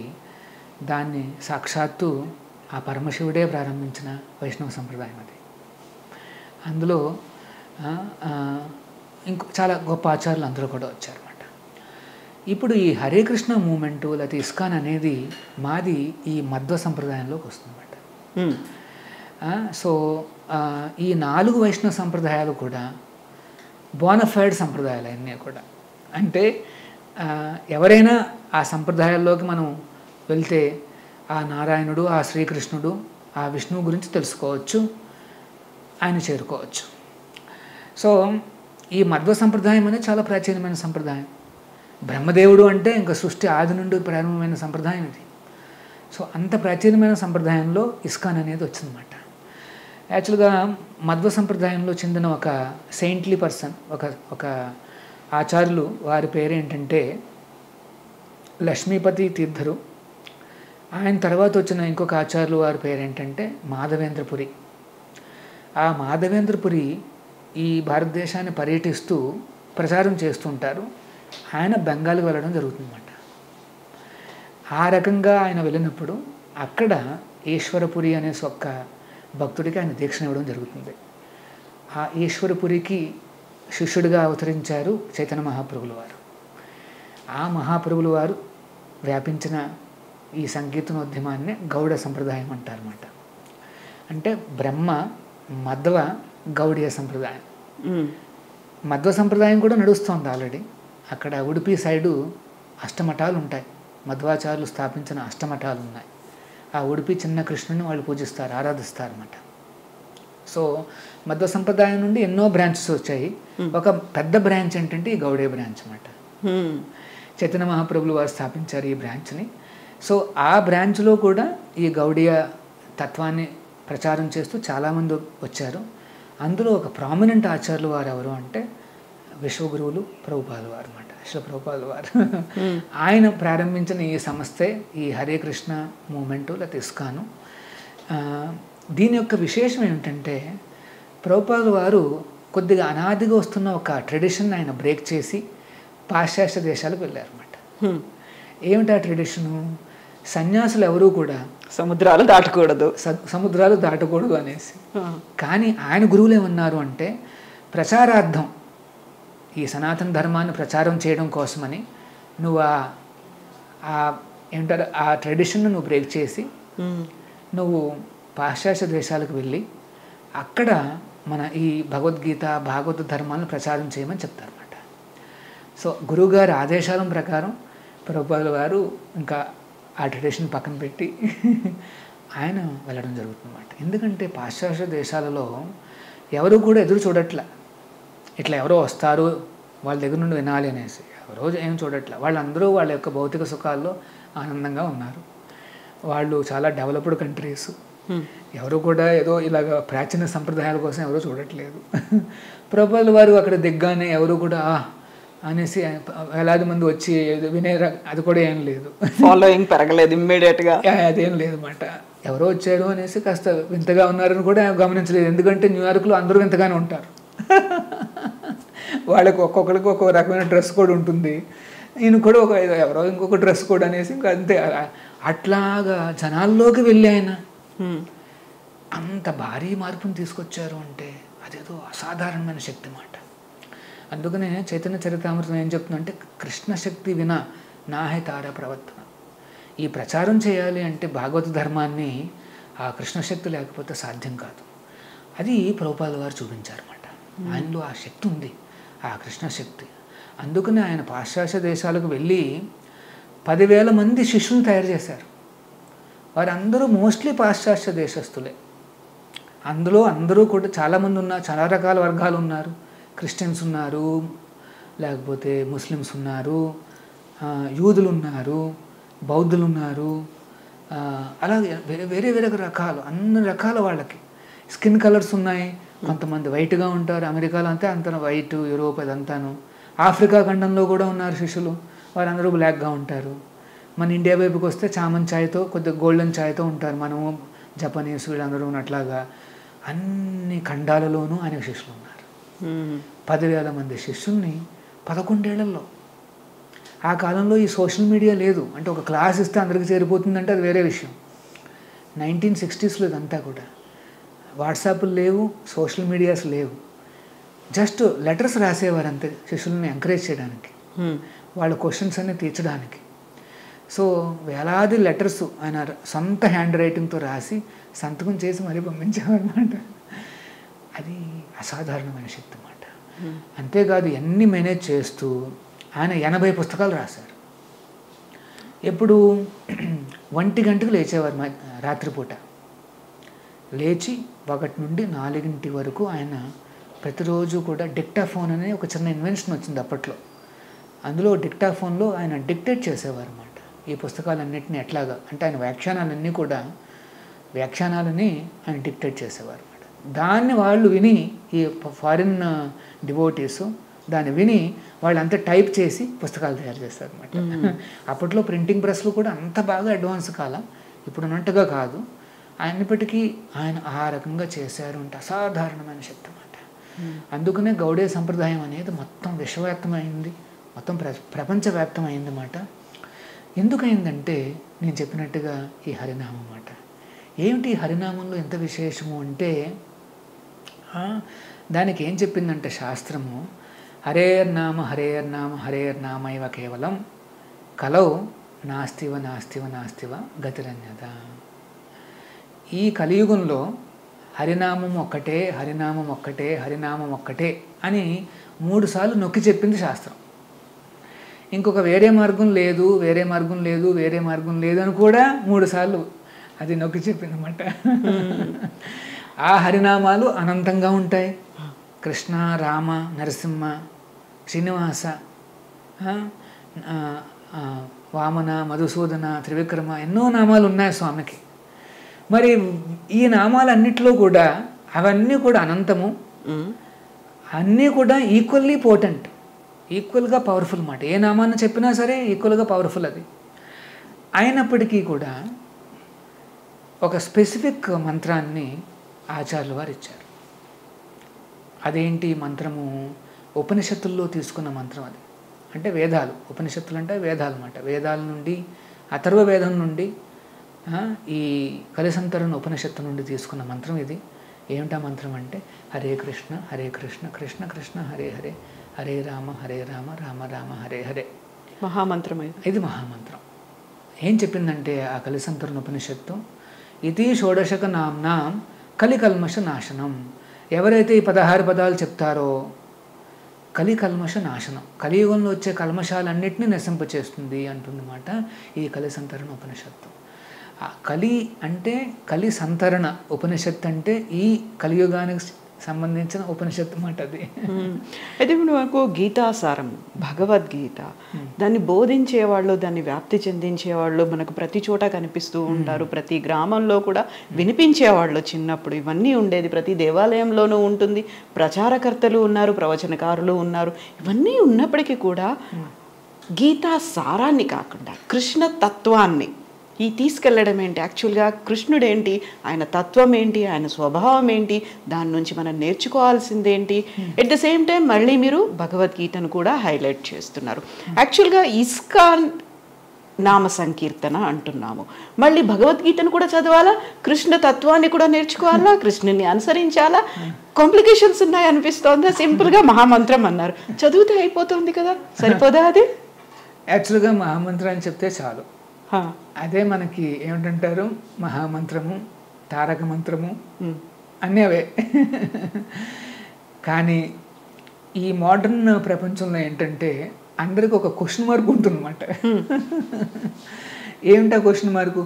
ఎందుకు ఈ జపం ఎందుకు చేయాలి, ఈ మంత్రం ఎందుకు చెప్పాలి నేను, తర్వాత నా జీవితంలో ఎట్లాంటి సమస్యలు వస్తున్నాయి, దానికి పరిష్కారం ఏమిటి, ఈ మంత్రం ఇస్తుందా, అలా ఎన్నో రకాల అపోహలు కానీ లేకపోతే ఒక తత్వ దానికి సంబంధించిన క్లారిటీ అనేది చాలామంది అడుగుతుంటారు. అంతేకాదు చాలా రకాలుగా వింటుంటారు కూడా. ఇప్పుడు ఏంటంటే సోషల్ మీడియా మనం ఏదైనా వినొచ్చు. సో వీటన్నిటికీ కూడా కొన్ని క్వశ్చన్స్ వస్తాయి, వాటికి ఆన్సర్స్ కావాలి. సో అందుకనే ప్రభుపాదుల వారు ఏంటంటే జస్ట్ మంత్రం ఒకటే ఇవ్వకుండా దానికి బేసిస్ ఏమిటి, భగవద్గీత, భాగవతము, మొత్తం శాస్త్రాలన్నీ కలిపి ఆయన ఇచ్చారు. ఆ బేసిసే ఈ భగవద్గీత, ఈ ప్రభుపాదుల వారు రాసిన పుస్తకాలు అన్నమాట. అంటే హరినామం ఒక్కటే నేను చెప్తే చాలు అని నమ్మకంతో చేసేస్తే ఇంకా అంత కంప్లీట్. కానీ మన మైండ్ ఒప్పుకోదు. ముఖ్యంగా ఇట్లాంటి చదువుకున్న వాళ్ళు, మోడర్న్ థింకింగు, లాజిక్, రీజనింగ్ ఉండే వాళ్ళకు కూడా అపీలింగ్గా ఉండే ఈ పుస్తకాలు అన్నమాట. ఇవి ప్రభుపాదుల వారు రాసిన పుస్తకాలు. యాక్చువల్గానండి ఆ పుస్తకాలు చదివితే అద్భుతంగా ఉంటాయి. ప్రభుపాదుల వారు రాసిన భగవద్గీత యథాతథం చదివితే ఎంత లాజికల్గా, ఎంత రీజనబుల్గా ఉందంటే పాశ్చాత్య దేశస్తులు కూడా వాళ్ళు దాన్ని ఇమ్మీడియట్గా యాక్సెప్ట్ చేశారు అంటే మీరు అర్థం చేసుకోండి. వాళ్ళు జనరల్గా ఏది అంత తేలిగ్గా ఒప్పుకోరు. లాజిక్, రీజనింగ్ ఉంటే కానీ వాళ్ళు తేలిగ్గా ఒప్పుకోరు అనమాట. వాళ్ళని కూడా ఒప్పించడమే కాదు, శిష్యరికం చేశారు ప్రభుపాదుల వారి కంటే. ఇంకా మీరు చూడండి ఆ భగవద్గీతలో ఏముందని. తర్వాత భగవద్గీతను అంటేనే కృష్ణతత్వం. చాలామంది ఇది మిస్అండర్స్టాండింగ్ అనమాట. భగవద్గీత ఏదో వేరుగా ఉంటుంది, దాంట్లో మేనేజ్మెంట్ నేర్చుకోవచ్చు, ఇది నేర్చుకోవచ్చు, అది నేర్చుకోవచ్చు అనేసి అనుకుంటాం. గీతాసారం అనగానే యుద్ధకాండలో అక్కడ అర్జునుడికి కృష్ణుడు బోధించాడు, అదే భగవద్గీత అనేది ఒకటి ఉంటుంది. కానీ ఆ భగవద్గీతలో కృష్ణుడు చెప్పింది ఏంటంటే ఆయన గురించి. చాలామందికి అది అర్థం కాదన్నమాట.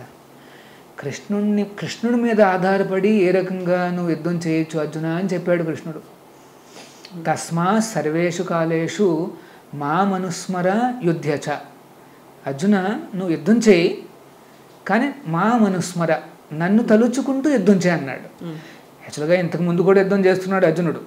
మరి భగవద్గీత విన్న తర్వాత వచ్చిన మార్పు ఏమిటయ్యా అంటే ఇప్పుడు కృష్ణుడిని తలుచుకుంటూ కృష్ణుడి మీద ఆధారపడి తన యుద్ధాన్ని చేశాడు అనమాట. ఇది చాలా ఇంపార్టెంట్ సందేశం అండి. భగవద్గీత చదివిన తర్వాత మనలో వచ్చే మార్పు ఏంటంటే భగవంతుడు ఆ శ్రీకృష్ణుడి పైన ఆధారపడి ఆయన తలుచుకుంటూ, ఆయన నామాన్ని చెప్పుకుంటూ లేకపోతే నామాన్ని తలుచుకుంటూ మన కర్తవ్యం మనం చేయాల్సింది. నువ్వు యుద్ధం చేసేవాడివా అంటే నువ్వు మిలిటరీ కమాండర్వా, ఓకే కంటిన్యూ, నువ్వు మిలిటరీ కమాండర్గానే యుద్ధం చేయి. లేకపోతే నువ్వు ఒక ఇంజనీర్వా, లేకపోతే ఒక లాయర్వా, లేకపోతే ఒక చార్టెడ్ అకౌంటెంట్, లేకపోతే జర్నలిస్టులా, లేకపోతే ఎవరైనా కావచ్చు, మీ కర్తవ్యాలు మీరు చేయాలి. అంటే అన్నీ వదిలిపెట్టాలని కాదు, కర్తవ్యాన్ని చేస్తూ దేవుణ్ణి తలుచుకోవడానికి ప్రయత్నించాలి. రోజులో ఎంతసేపు మనం ఎంత దేవుణ్ణి తలుచుకోగలిగితే అంత మంచిది. భగవంతుడు ఇంకొకటి మాట, యుద్ధం చేసేటప్పుడు కూడా నన్ను తలుచుకుంటూ చేయన్నాడు. తప్పితే నువ్వు దీనికి ఏదో స్పెషల్గా యుద్ధాన్ని ఆపేసి కాస్త పాజ్ ఇచ్చి అదేం లేదు. అది వింతగా ఉంటుందన్నమాట. నేను కర్తవ్యం చేస్తూ మళ్ళీ భగవంతుని తలుచుకోవాలంటే ఎట్లా సాధ్యం? నేను చేసే పని మీద ఫోకస్ పెట్టాలి కదా, డైవర్ట్ అవ్వకుండా చూసుకోవాలంటే ఎలాగా మరి? ఆయన మీద ఆలోచించాలా లేకపోతే దీని మీద ఆలోచించాలా? ఈ సైన్స్నే మా గురువు గారు ఇచ్చారు అనమాట. మీరు ఇప్పుడు ఒక మాట చెప్పారు, పని చేస్తూనే కృష్ణుని తలుచుకుంటూ మనసులో స్మరించుకుంటూ చేయమని చెప్పారు. అంటే అక్కడ ఒక ఫోకస్ అనేది మిస్ అవుతూ ఉంటుంది ఒక్కోసారి. నేను చేయాల్సిన పని ఏంటి, ప్రతిసారి నేను మా కృష్ణుని ఎలా తలుచుకుంటూ ఉంటాను అని. అదే పని మీరు కూడా చేయొచ్చు కదా. మీరు ఎలా అయితే CEO అవ్వాలనుకున్నారు, ఎలా అయితే యుఎస్కి వెళ్ళాలనుకున్నారు, అమ్మా నాన్నలు ఎలా అయితే కోరుకున్నారు, మీరు అమెరికాకు వెళ్ళి అక్కడ సెటిల్ అయ్యి అక్కడ కూడా అదే పని చేయొచ్చు, మనసులో కృష్ణుని స్మరించుకుంటూ ఉండొచ్చు. బట్ అది కాదు, కంప్లీట్గా కృష్ణుడికే జీవితం. ఇస్కాన్లోనే నేను ఉంటాను, బెంగళూరు నుంచి హైదరాబాద్కి వచ్చారు, ఇంత జర్నీ చేయాల్సినటువంటి అవసరం ఉందా? అవును, ఎందుకంటే ఇలాగ భగవంతుడు పైన, కృష్ణుడి పైన ఆధారపడి కృష్ణుడిని తలుచుకుంటూ కర్తవ్యాలు ఎట్లా చేయాలి అనేది మీరే అంటున్నారు కదా, కొద్దిగా ఇంట్రెస్టింగ్గా ఉంది. మరి దాన్ని 10 మందికి నేర్పించాలి అంటే దీనికి ఎగ్జాంపుల్ ఏంటంటే, యూనివర్సిటీ ఉంది, IIT ఉంది కదా. నేను IIT నుండి బయటకు వచ్చా. IIT నుండి వేలాది మంది స్టూడెంట్స్ బయటకు వస్తుంటారు, కానీ చాలా స్మాల్ పర్సంటేజు మళ్ళీ ఫ్యాకల్టీగా మళ్ళీ వెనక్కి వెళ్ళిపోతారు IITకి. నేను అట్లాంటి వాడిని అనమాట.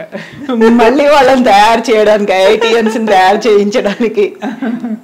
అంటే నేను ఇస్కాను, హరే కృష్ణలో చదువుకున్నాను అనమాట. భగవద్గీత ఏమిటి, ఎలా నేర్చుకోవాలి ఇదంతాను.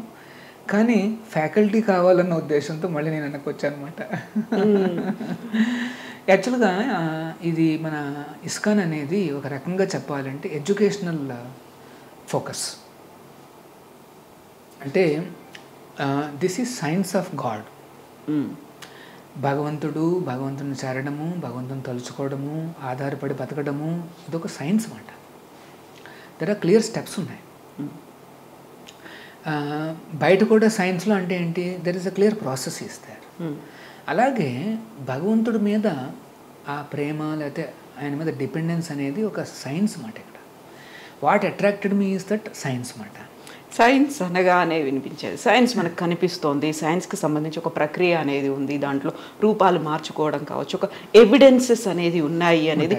మీరు ప్రతిసారి భగవంతుడి గురించి చెప్పినప్పుడల్లా వచ్చే ప్రైమరీ ఫస్ట్ క్వశ్చన్ ఈజ్, సైన్స్కి ఆధారం ఉంది, దేవుడికి ఆధారం ఏముంది, కృష్ణుడికి ఆధారం ఏముంది, ఆయన బోధించినటువంటి గీతకు ఆధారం ఏంటి, యాక్చువల్గా దాన్ని మీరు ఫాలో అవుతూ జీవితాలని అంతా దానికి అంకితం చేయడం ఏంటి అనేది. నేను ఇదే ప్రశ్నలు నాకు వచ్చాయి. అందుకనే నేను చెప్పినట్టుగా ఫస్ట్ నేను ఎక్స్పెరిమెంట్ చేశాను అనమాట. భగవద్గీతలో ఒక శ్లోకాన్ని తీసుకుని నేను అందులో నిజంగానే లీనమయ్యాను. కర్మణ్యేవాధికారస్తే మా ఫలేషు కదాచన మా కర్మఫల హేతుర్భు మాతే సంగోస్తు అకర్మణి. ఇది చాలా బాగుంది అనేసి నేను దాన్ని నా జీవితంలో ఇంప్లిమెంట్ చేశాను అన్నమాట. చేసిన తర్వాత నేను ఫలితాలు చూశాను. నా యొక్క మనస్తత్వము, నా యొక్క స్టెబిలిటీ, తర్వాత నా ఫ్రెండ్స్ యొక్క స్టెబిలిటీ, వాళ్ళ యొక్క మనస్తత్వం అన్నీ చూశాను అన్నమాట. వాళ్ళు ఫీల్ అయిన యాంగ్జైటీసు, వాళ్ళు ఫీల్ అయిన స్ట్రెస్సెస్, నాలో వచ్చిన ఆ చేంజెస్ అవన్నీ నేను గమనించాను అనమాట. అవన్నీ చూసిన తర్వాత నాకేమనిపించిందంటే, ఈ ఏన్షియంట్ ప్రిన్సిపల్స్లో ఏదో ఒక ఉంది, సమ్ స్టఫ్ ఈజ్ దేర్. ఇవేవో అంటే హియర్సే కాదు, అంటే ఏమిటంటారు అక్కడక్కడ ఎవరో చెప్పే గ్రామ్య కథలు కాదు ఇవన్నీ. నేను there is something in this అనేసి నాకు అర్థమైంది అనమాట.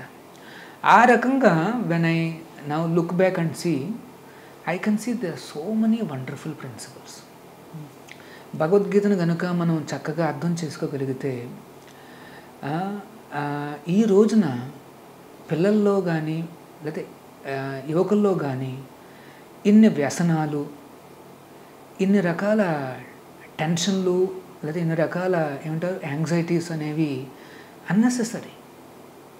వారు కనుక ఈ భగవద్గీతను నేర్చుకుని ఉంటే ఆ సైన్స్ అనేది ఏంటనే వాళ్ళకి అర్థమయ్యేది అనమాట. నేను మళ్ళీ చెప్తాను ఈ Bhagavad Gita context little bit I will tell you. అర్జునుడు ఉన్నాడు కదా, ఆయన యోధుడు. ఆయన డ్యూటీ ఏంటంటే ఆయన ఫైటింగ్ చేయాలి. అప్పటి వరకు అర్జునుడికి ఫైటింగ్ ఎక్స్పీరియన్స్ లేదా, ఎన్నో ఫైటింగ్లు చేశాడు. ఆయన రక్తం చూడలేదా, చూశాడు. శత్రువులను చూశాడు, వాళ్ళ బలగాలను చూశాడు, పెద్ద పెద్ద అక్షోణులను చూశాడు. కురుక్షేత్ర యుద్ధం ముందు పరమశివుడి నుండి కూడా ఒక అస్త్రాన్ని సంపాదించిన ఘనాపాటి అర్జునుడు. పాశుపత అస్త్రాన్ని కూడా ఆయన సంపాదించుకున్నాడు. తన తండ్రి ఇంద్రుడి నుండి కూడా సంపాదించుకున్నాడు ఒక మంచి ఆయుధాన్ని. అన్ని దేవతామూర్తుల నుండి ఆయుధాలను సంపాదించుకుని అన్ని రెడీగా ఉన్నాడు అర్జునుడు. యుద్ధంలో ఆ ప్రదేశానికి వచ్చినప్పుడు ఎదురుగుండా ఉన్నాడు తన సొంత తాత భీష్మాచార్యులు. తనకి ఎన్ని నేర్పించిన సొంత గురువులు ద్రోణాచార్యులు.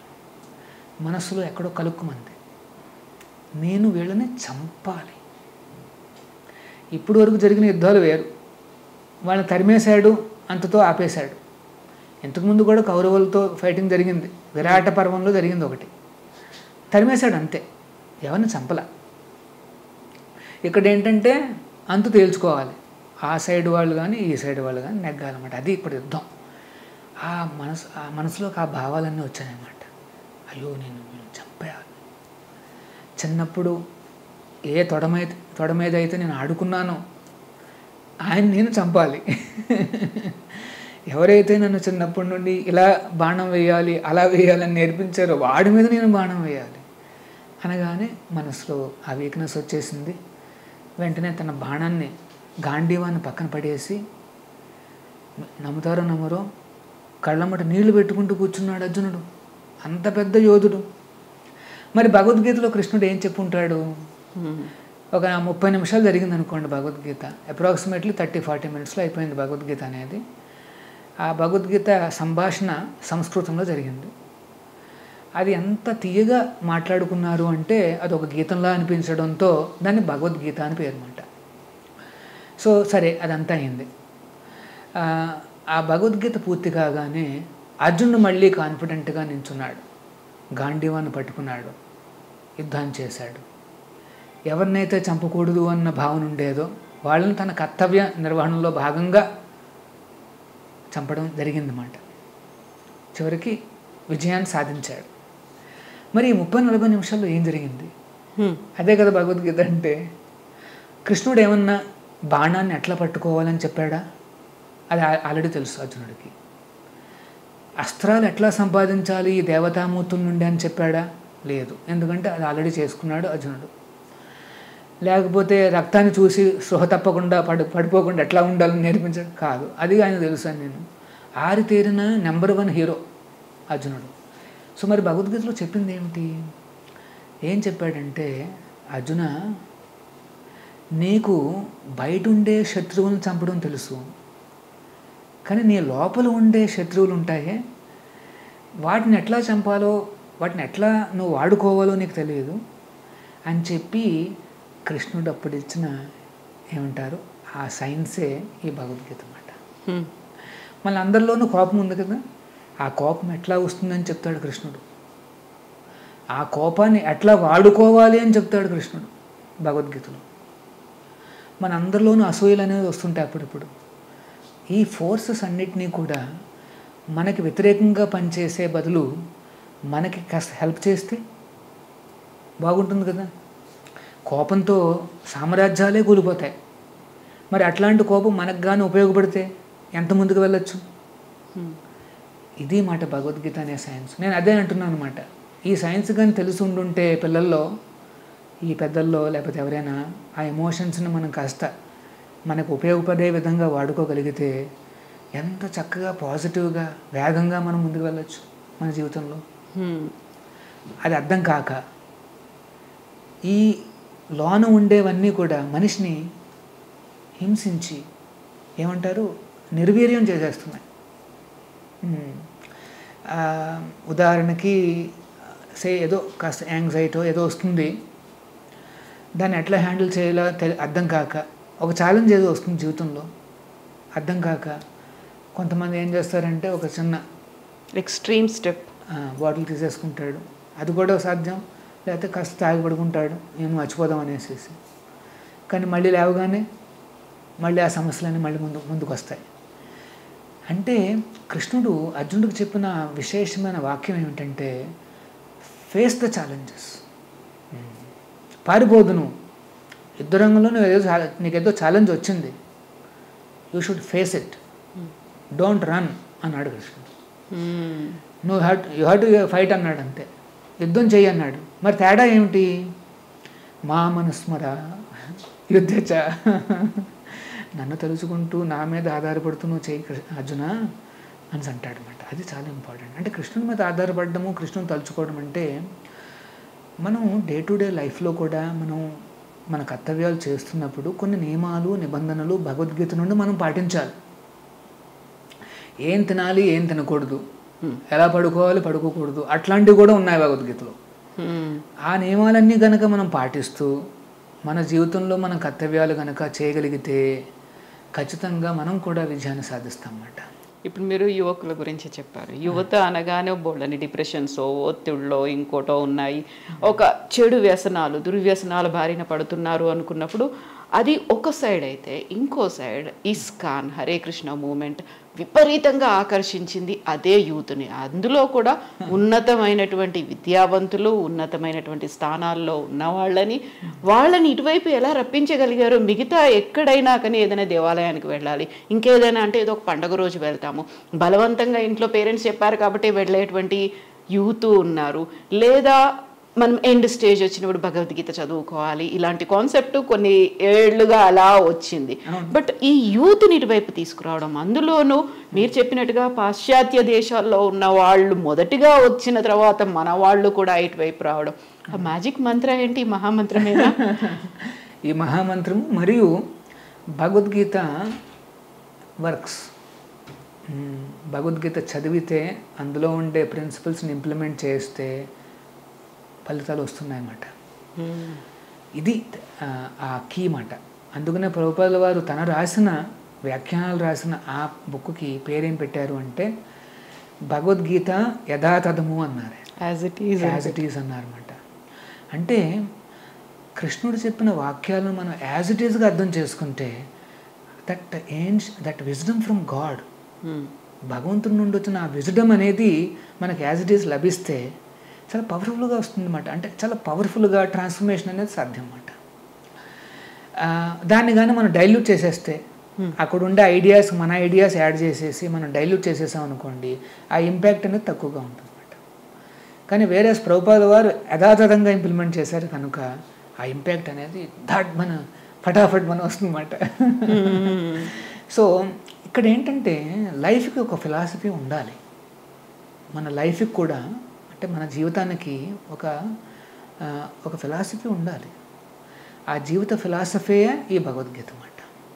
అంటే నేను ఎవరిని, చివరికి నేనేం సాధించాలి, ఎటువంటి గోల్స్ ఉండాలి నాకు, తర్వాత నా కర్తవ్యాలను ఏ రకంగా చేయాలి, సంఘపరంగా నాకు ఉండే బాధ్యతలు, ప్రకృతి పరంగా ఉండే బాధ్యతలు, దేవుడి పరంగా ఉండే బాధ్యతలు, ఇవన్నీ నేర్పిస్తుంది. చూసారా? అంటే రెస్పాన్సిబుల్ సిటిజన్గా, ఒక రెస్పాన్సిబుల్ పర్సన్గా ఆ భగవద్గీత అనేది మనల్ని మౌల్డ్ చేస్తుందన్నమాట, తీర్చిదిద్దుతుందన్నమాట మనల్ని. అది భగవద్గీతలో ఉండే విశేషం. అందుకనే అంతమంది పాశ్చాత్య దేశస్తులు కానీ ఎడ్యుకేటెడ్ పీపుల్ కానీ పరివర్తన చూసి మరీ మారారన్నమాట. వాళ్ళందరూ ఎక్స్పెరిమెంట్ చేసిన వారందరూ కూడా అర్థమైంది చాలా బాగుంది, ఇందులో ఏదో ఉంది అనేసి దే టేకప్, అంటే చాలా సీరియస్గా తీసుకుంటారు అన్నమాట. ఇప్పుడు మనం ఇక్కడ కూర్చున్నటువంటి ఈ స్థలం, ఈ దేవాలయం ఫస్ట్ నిర్మించాలి అనుకున్నప్పుడు ఒక రకంగా యుద్ధ వాతావరణం లాంటి పరిస్థితులే కనిపించాయి. అక్కడ చూస్తే స్థానికుల, రాజకీయ నాయకుల, ఇక్కడ ఉన్నటువంటి ప్రతినిధుల, అధికారుల, ఇవన్నిటికి తోడు మీరు కూడా అదే తీవ్ర స్థాయిలో ఒక రకమైనటువంటి సంఘర్షణ, ఎలా అయితే మీరు ట్రాన్స్ఫార్మ్ అయ్యి ఇక్కడికి వచ్చారో ఇక్కడ కూడా అలాంటి వాతావరణం ఏర్పడ్డ తర్వాత ఇక్కడ స్వయంభూ లక్ష్మీనరసింహస్వామి దేవాలయంలో ఫస్ట్ టైం ఒక గోల్డెన్ టెంపుల్ అనేది ఏర్పాటు జరిగింది. ఆ తర్వాత ఇక్కడే మనకి ఇంతకు ముందు కూడా హైదరాబాద్లోనే హ్యాబిట్స్లో ఒకటి ఉంది, సికింద్రాబాద్లో ఉంది, ఇక్కడ వచ్చిన తర్వాత మళ్ళీ అత్తాపూర్లో కూడా ఈ మధ్యన కడుతున్నారు. సో ఇవన్నీ ఇంటర్లింక్డ్గా ఉన్నాయి అంటే కాదు, సపరేట్ ఎంటిటీలుగా ఉంటాయి. ఒకదానికి ముంబై కేంద్రం అవుతోంది, ఇంకొక దానికి అమెరికా కేంద్రం అవుతోంది, ఇంకోటి కోల్కతాతో సంబంధం ఉంటుంది. ఇలా ఎందుకు డిఫరెంట్గా మళ్ళీ మీరు ఇక్కడ దీనికి ప్రెసిడెంట్గా ఉన్నారు. అండ్ అక్షయ పాత్రని అందరూ ఓన్ చేసుకుంటారా? ఎలా ఉంటుంది ఈ మీరు ఇంతకుముందు అన్నట్టుగా డీసెంట్రలైజేషన్ అన్నారా, లేకుంటే ఎవరికి వాళ్ళకే ఇచ్చేసారా? వాళ్ళే చూసుకోవాల్సినటువంటి అవసరం ఉంటుందా బాధ్యతలు? యా సో అంటే మా పేరెంట్ టెంపుల్ అది ఇస్కాన్ బెంగళూరు. సో ప్రభుపాదుల వారి ఫిలాసఫీ ఏంటంటే ఒక చిన్న టీం 4-5 అట్లాగా పేరెంట్ దేవస్థానం నుండి ఇట్లాంటి సిటీకి హైదరాబాద్ సిటీకి వచ్చాము. మేము ఇనిషియల్గా వచ్చినప్పుడు మేము 6 కానీ 7 కానీ ఉంటాం అంతే. సో ఫస్ట్ మేము ఒక అద్దెంట్లో ఉంటాం. సో ఇక్కడ దగ్గరలోనే ఒక అద్దెంట్లో ఉన్నాం మేము. 6 నెలల పాటు పేరెంట్ టెంపుల్ అనేది మాకు సపోర్ట్ ఇస్తుంది. ఆ తర్వాత మేము వింగ్స్ వస్తాయి, మేము ఎగరాలన్నమాట. చూసారా, ఎంటర్ప్రినర్షిప్ అనేది ఇప్పుడు కాన్సెప్ట్ కాదు. మా గురువుగారు విశ్వగురు గారు ఆయన ఇచ్చారు. ప్రభుపాదుల వారు చెప్పిన కాన్సెప్ట్ ఇది 60s. సో ఆ ఒరిజినల్ టీం అనేది గ్రాడ్యువల్గా ఈ ప్రచారం చేస్తూ కొంతమంది భక్తులు రావడంతో వాళ్ళ సహకారంతో క్రమక్రమంగా ఇక్కడ దేవస్థానాన్ని కట్టడానికి మేము సంకల్పం తీసుకున్నామన్నమాట. అలా తీసుకున్న తర్వాత ప్రతి ప్రాజెక్టుకి ఆటంకాలు వచ్చినట్టుగా మాకు కూడా వచ్చాయి, కాస్త ఎక్కువగా వచ్చాయి.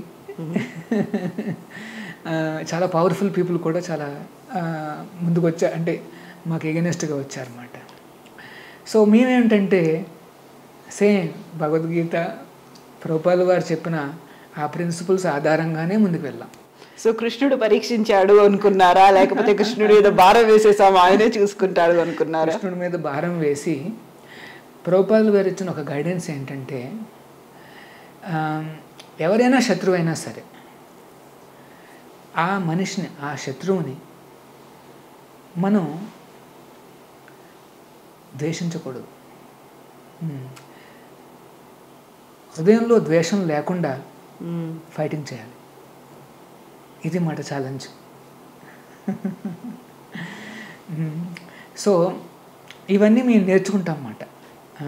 ఈ సంస్థలో హరే కృష్ణలోకి రాగానే how we can use all these emotions for మన పని కోసం అనేసి అన్నమాట. అంటే ద్వేషం లేకుండా, మనిషి పైన ద్వేషం లేకుండా, వాడు చేస్తున్న పని మంచిది కాదు, దానికి మనం ఫైటింగ్ చేయాలి, కానీ మనిషి మీద ద్వేషాన్ని పెంచుకోకూడదు. ఇది మాట ఛాలెంజ్. మేము అదే ప్రిన్సిపల్స్ మేము వాడుకున్నాం. మేము ఎప్పుడు కూడా ఆ మనిషి మీదకి డైవర్ట్ కాలేదు. మా పని మీదే ఫోకస్. ఏమిటి, ఇక్కడ దేవస్థానం నిర్మించాలి అంతే. వాడు ఇది చేస్తున్నాడు, అది చేస్తున్నాడు, మన జైల్లో పెట్టించండి, ఇది చేయండి, అది చేయండి అనేసి చాలామంది మాకు చెప్పేవారు అన్నమాట. మేము ఒకటే అనుకున్నాం, మాకు ఆయన మీద ఏమీ కోపం లేదు, మా పని అవ్వాలి అంతే. So without diverting our attention, ఎప్పుడు చూసినా అంటే ఈ నెక్స్ట్ స్టెప్ చేస్తే దేవస్థానం వస్తుందా రాదా అని ఒక ప్రశ్న అడిగేవాళ్ళం అన్నమాట. రాదు, ఇది డైవర్ట్ అయిపోతుందంటే వెంటనే అది చేసేవాళ్ళం కాదు. మరి నెక్స్ట్ స్టెప్ ఏమిటి, వాళ్ళు ఏదో ఆయుధం వేస్తున్నారుగా, దానికి మనం ఏదో ఆన్సర్ ఏం చేయాలి, దాన్ని ఫస్ట్ అది చూసుకునేవాళ్ళం అన్నమాట. అలాగా స్టెప్ బై స్టెప్ అలా వేసుకుంటూ ఎటువంటి డైవర్షన్లు లేకుండా వైషమ్యాలు పెంచుకుంటే ఏమవుతుందంటే ఆ పగలు, అంటే లోన పగ ఉంటుంది కదా, ఆ పగతో ఏమవుతుందంటే హోల్ లైఫ్ మనం దాని వైపే అంత డిస్టర్బ్డ్, మన మైండ్ అదంతా డిస్టర్బ్డ్. ప్లస్ అంతేకాదు, వాడిని ఏదో రకంగా కొట్టాలనేసి ఒక భావన వస్తుందన్నమాట, పగ తీర్చుకోవాలి అనే భావన వస్తుందన్నమాట. వాడు కూడా ఊరుకోడుగా, వాడికి పగ వస్తుంది, వాడు కూడా అంతే. ఇలాగా మొత్తం లైఫ్ అంతా ఇలాగే పోతుందన్నమాట. చాలామంది పాపం ఈ ఎమోషన్స్తో వేస్ట్ చేసేసుకుంటారు లైఫ్ని. కానీ ఎవరైతే ఈ సీక్రెట్ అర్థం చేసుకుంటారో మనిషి మీద మాత్రం పగొద్దు. వాడు చేసే పని బాగాలేదు కదా, దానికి నువ్వు ఫైటింగ్ చేయి. వీ డోంట్ అంటే వాడి ఇగ్నోరెన్స్ని మనం అటాక్ చేస్తాం తప్పితే మనిషిని మాత్రం గౌరవంగానే చూసుకుంటాం. ఆ ఫైటింగ్లో వచ్చినా సరే మేము గౌరవంగానే చూసుకునేవాళ్ళం. కానీ ఆ ఇగ్నోరెన్స్ మాత్రం మేము ఒప్పుకోం. మీ ప్రపోజల్ మాకు ఇష్టం లేదు, సరే దట్ ఐ విల్ ఫైట్, కానీ మీరు మాత్రం మాకు గౌరవం ఉంది మాకు అట్లా అన్నమాట. అంటే ఆ రకంగా మనం మనస్సును కానీ ట్రైనింగ్ అప్ ఇస్తే మనుషులను ఎప్పుడూ గౌరవంగానే చూసుకుంటాం. మన మీదకి వస్తున్న ఇగ్నోరెన్సు, ఏదైతే అది అటాక్ ఉందో దాన్ని మనం చక్కగా ఫోకస్ చేసి మనం దాన్ని నలిఫై చేయొచ్చు అన్నమాట. చాలామంది ఇది చిన్న చిన్న సీక్రెట్లు అర్థం కాక ఏం చేస్తారు అంటే మొత్తం లైఫ్ అంతా కూడా ఆ పగ తీర్చుకోవడానికే వాళ్ళు వెచ్చిస్తారు అన్నమాట. మాకు ఏం ఉండవు. ఒకడు ఎవడైనా వచ్చినా సరే మీదకి వచ్చినా సరే దాన్ని ఎలా హ్యాండిల్ చేయాలని హ్యాండిల్ చేసి ఈ లోపల వాడి మీద ఏం పగ పెట్టుకోం. చూసారా, ఆ ఇన్సిడెంట్ అది అయిపోయిందంటే క్లోజ్, మళ్ళీ నెక్స్ట్ మన ఫోకస్ నెక్స్ట్ దాని మీద. అట్లా భక్తులు చాలా ఫోకస్డ్గా ఉంటారు అన్నమాట. ఇవన్నీ మీరు నేర్చుకోవచ్చు భగవద్గీత ద్వారా, ఇవన్నీ అందరూ నేర్చుకోవచ్చు. ఆ ఇన్సిడెంట్కి ఎంత కావాలో అంతే. ఆ తర్వాత మాది ఓవర్, నెక్స్ట్ ఫోకస్ నెక్స్ట్ దాని మీద. దానికి కావాలంటే పోలీస్ స్టేషన్కి వెళ్తామా, న్యాయస్థానాలకు వెళ్తామా, కావాల్సినటువంటి రక్షణ తీసుకుంటామా, సెక్యూరిటీ కోరుకుంటామా. అంటే మేము సొంతంగా లా అనేది మేము చేతిలో తీసుకోం. అంటే ఏదైతే ఫెసిలిటీస్ ఉన్నాయో గవర్నమెంట్ ద్వారా కానీ, లేకపోతే మనకు హక్కులు ఉంటాయి కదా, ఒక సిటిజన్గా నాకు ఏదైతే హక్కులు ఉన్నాయో, లేకపోతే ఒక ఇన్స్టిట్యూషన్కి ఏదైతే హక్కులు ఉంటాయో వాటి ద్వారానే మేము ప్రయత్నం చేస్తాం అన్నమాట. చేసేటప్పుడు ప్రతిరోజు మేము ప్రార్థిస్తాం, కృష్ణుని ప్రార్థిస్తాం.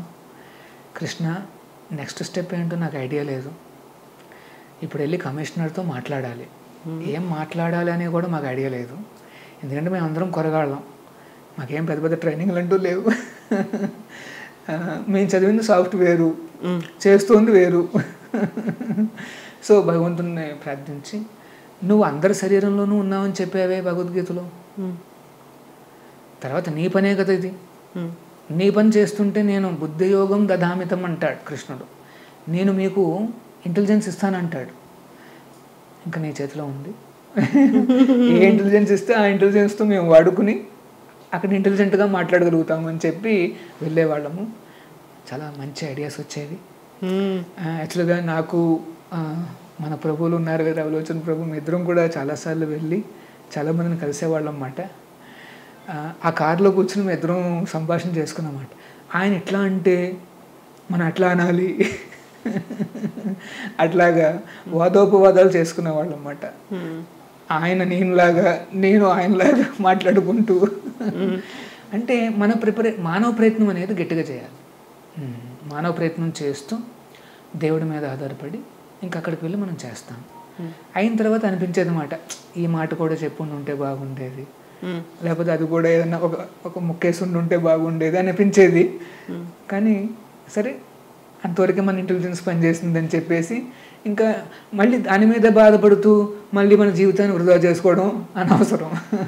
దాన్ని అక్కడితో మర్చిపోయి సరే నెక్స్ట్ టైం కృష్ణుడిని మనం ప్రార్థిద్దామని చెప్పేసి ఇంకొచ్చేసేసి అలాగ ముందుకు వెళ్ళేవాళ్ళం అన్నమాట. ఇక్కడ వెరీ ఫస్ట్ గోల్డెన్ టెంపుల్ ఏర్పాటు చేశారు, ఆ తర్వాత అతిపెద్ద అక్షయ పాత్ర కొన్ని లక్షల మందికి ఫీడ్ చేస్తున్నారు. దీంతో పాటుగా అతి ఎత్తైనటువంటి హెరిటేజ్ టవర్ని కూడా మీరు కట్టబోతున్నారు. ఇలా మీరు టార్గెట్లు పెట్టుకున్నారా, ఏమన్నా ఉందా? అంటే ఇక్కడ టార్గెట్లు అనేవి ఉన్నాయి, కానీ అది మా టార్గెట్స్ కాదు, కృష్ణుడు పెట్టాడా? ఆచార్యుల వారు కృష్ణుడు ఇచ్చిన టార్గెట్లు మాటివి. అంటే ఎట్లా జరుగుతుందంటే ఇప్పుడు ఈ దేవస్థానం నిర్మిస్తున్న సమయంలోనే ఆ టవర్కి చెందిన బీజాలు అనేవి వచ్చాయన్నమాట. అంటే వీవర్ ఆ డైరెక్షన్లో వెళ్తూ ఉంటే ఆ ఆలోచన, ఆ ఐడియా అనేది ఉద్భవిస్తుంది అన్నమాట. ఇదంతా భగవంతుడి సంకల్పితం. ప్రభుపాదుల వారు, గురువులు, కృష్ణుడు మాతో పాటు ఎల్లవేళలా ఉన్నారన్న నమ్మకం మాకు. ఆయన వాక్యాల మీద మేము నడుస్తున్నాం కనుక వారు మాతో పాటే ఉన్నారు. సో నెక్స్ట్ స్టెప్స్ ఏమిటనేసి వాళ్ళే చెప్తారన్నట్టుగా నమ్మకం అన్నమాట. సో ఈ టెంపుల్ కడుతున్న టైంలో కొన్ని రకాల అబ్స్ట్రక్షన్స్ వచ్చాయి, అవాంఛనీయ సంఘటనలు జరిగాయి. వాటి నుండి ఉద్భవించింది మాట ఒక ఆలోచన, అక్కడ ఏమన్నా చేస్తే బాగుంటుంది అనేసి. ఫస్ట్ మాకు అక్షయపాత్రను పెట్టడానికి ఇక్కడ స్థలం ఎక్కడ అనేసి మేము ఆలోచించాము. సిటీలో స్థలము అంటే అసాధ్యము. సరే చూద్దామనేసి మేము అలాగ తిరుగుతూ ఉంటుంటే అప్పుడు ఆ నార్సింగి కోకాపేటలో అక్కడ ఒక చక్కటి పవిత్రమైన ఒక గోశాల ఉంది. దాన్ని మేనేజ్ చేసే వాళ్ళందరూ చక్కటి భక్తులు మాట.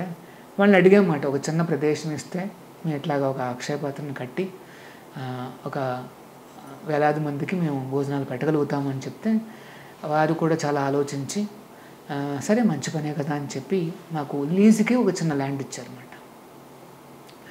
అప్పట్లో అందరూ నాకేం చెప్పారు అంటే, ఏంటండి అంత దూరంగా ఎక్కడో మీరు ఆ కిచెన్ పెట్టడం ఏంటి, ఒక పురుగు కూడా వెళ్ళదు ఆ ప్రదేశానికి అని చెప్తే, సరే నాయన మనకి ఆప్షన్స్ లేవు, అంటే ఏమంటారు అడుక్కునేవాడికి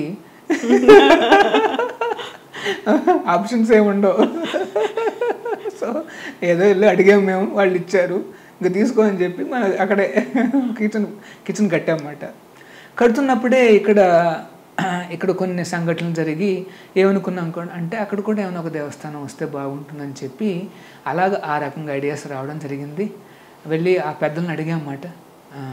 అప్పటికి వారు చూశారు వీరు కాస్త చక్కగా బాధ్యతగా చేస్తున్నారు ఇక్కడ అని చెప్పి వారు కూడా ఇంకొద్ది ల్యాండ్ మాకు మళ్ళీ లీజుకి ఇచ్చారు. ఆ ల్యాండ్లో మేము ఒక చక్కటి దేవస్థానం కట్టాలనేసి ప్రయత్నించామన్నమాట.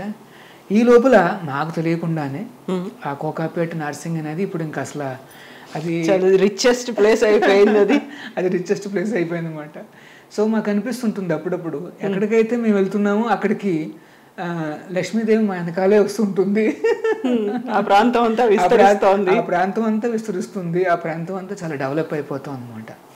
సో అది ఇంట్రెస్టింగ్ అనమాట. సో అలాగా ఆ రకంగా కోకాపేటలో ఆ టవర్ ఇనిషియల్గా అక్కడ నిర్మాషణగా ఉండేది, అంటే అక్కడ ఎవరు ఉండేవారు కాదు, కానీ అప్పట్లోనే మేము ఒక టవర్ అన్న కాన్సెప్ట్ ఒకటి వచ్చిందన్నమాట. దానికి కూడా ఒక పెద్ద స్టోరీ ఉందన్నమాట.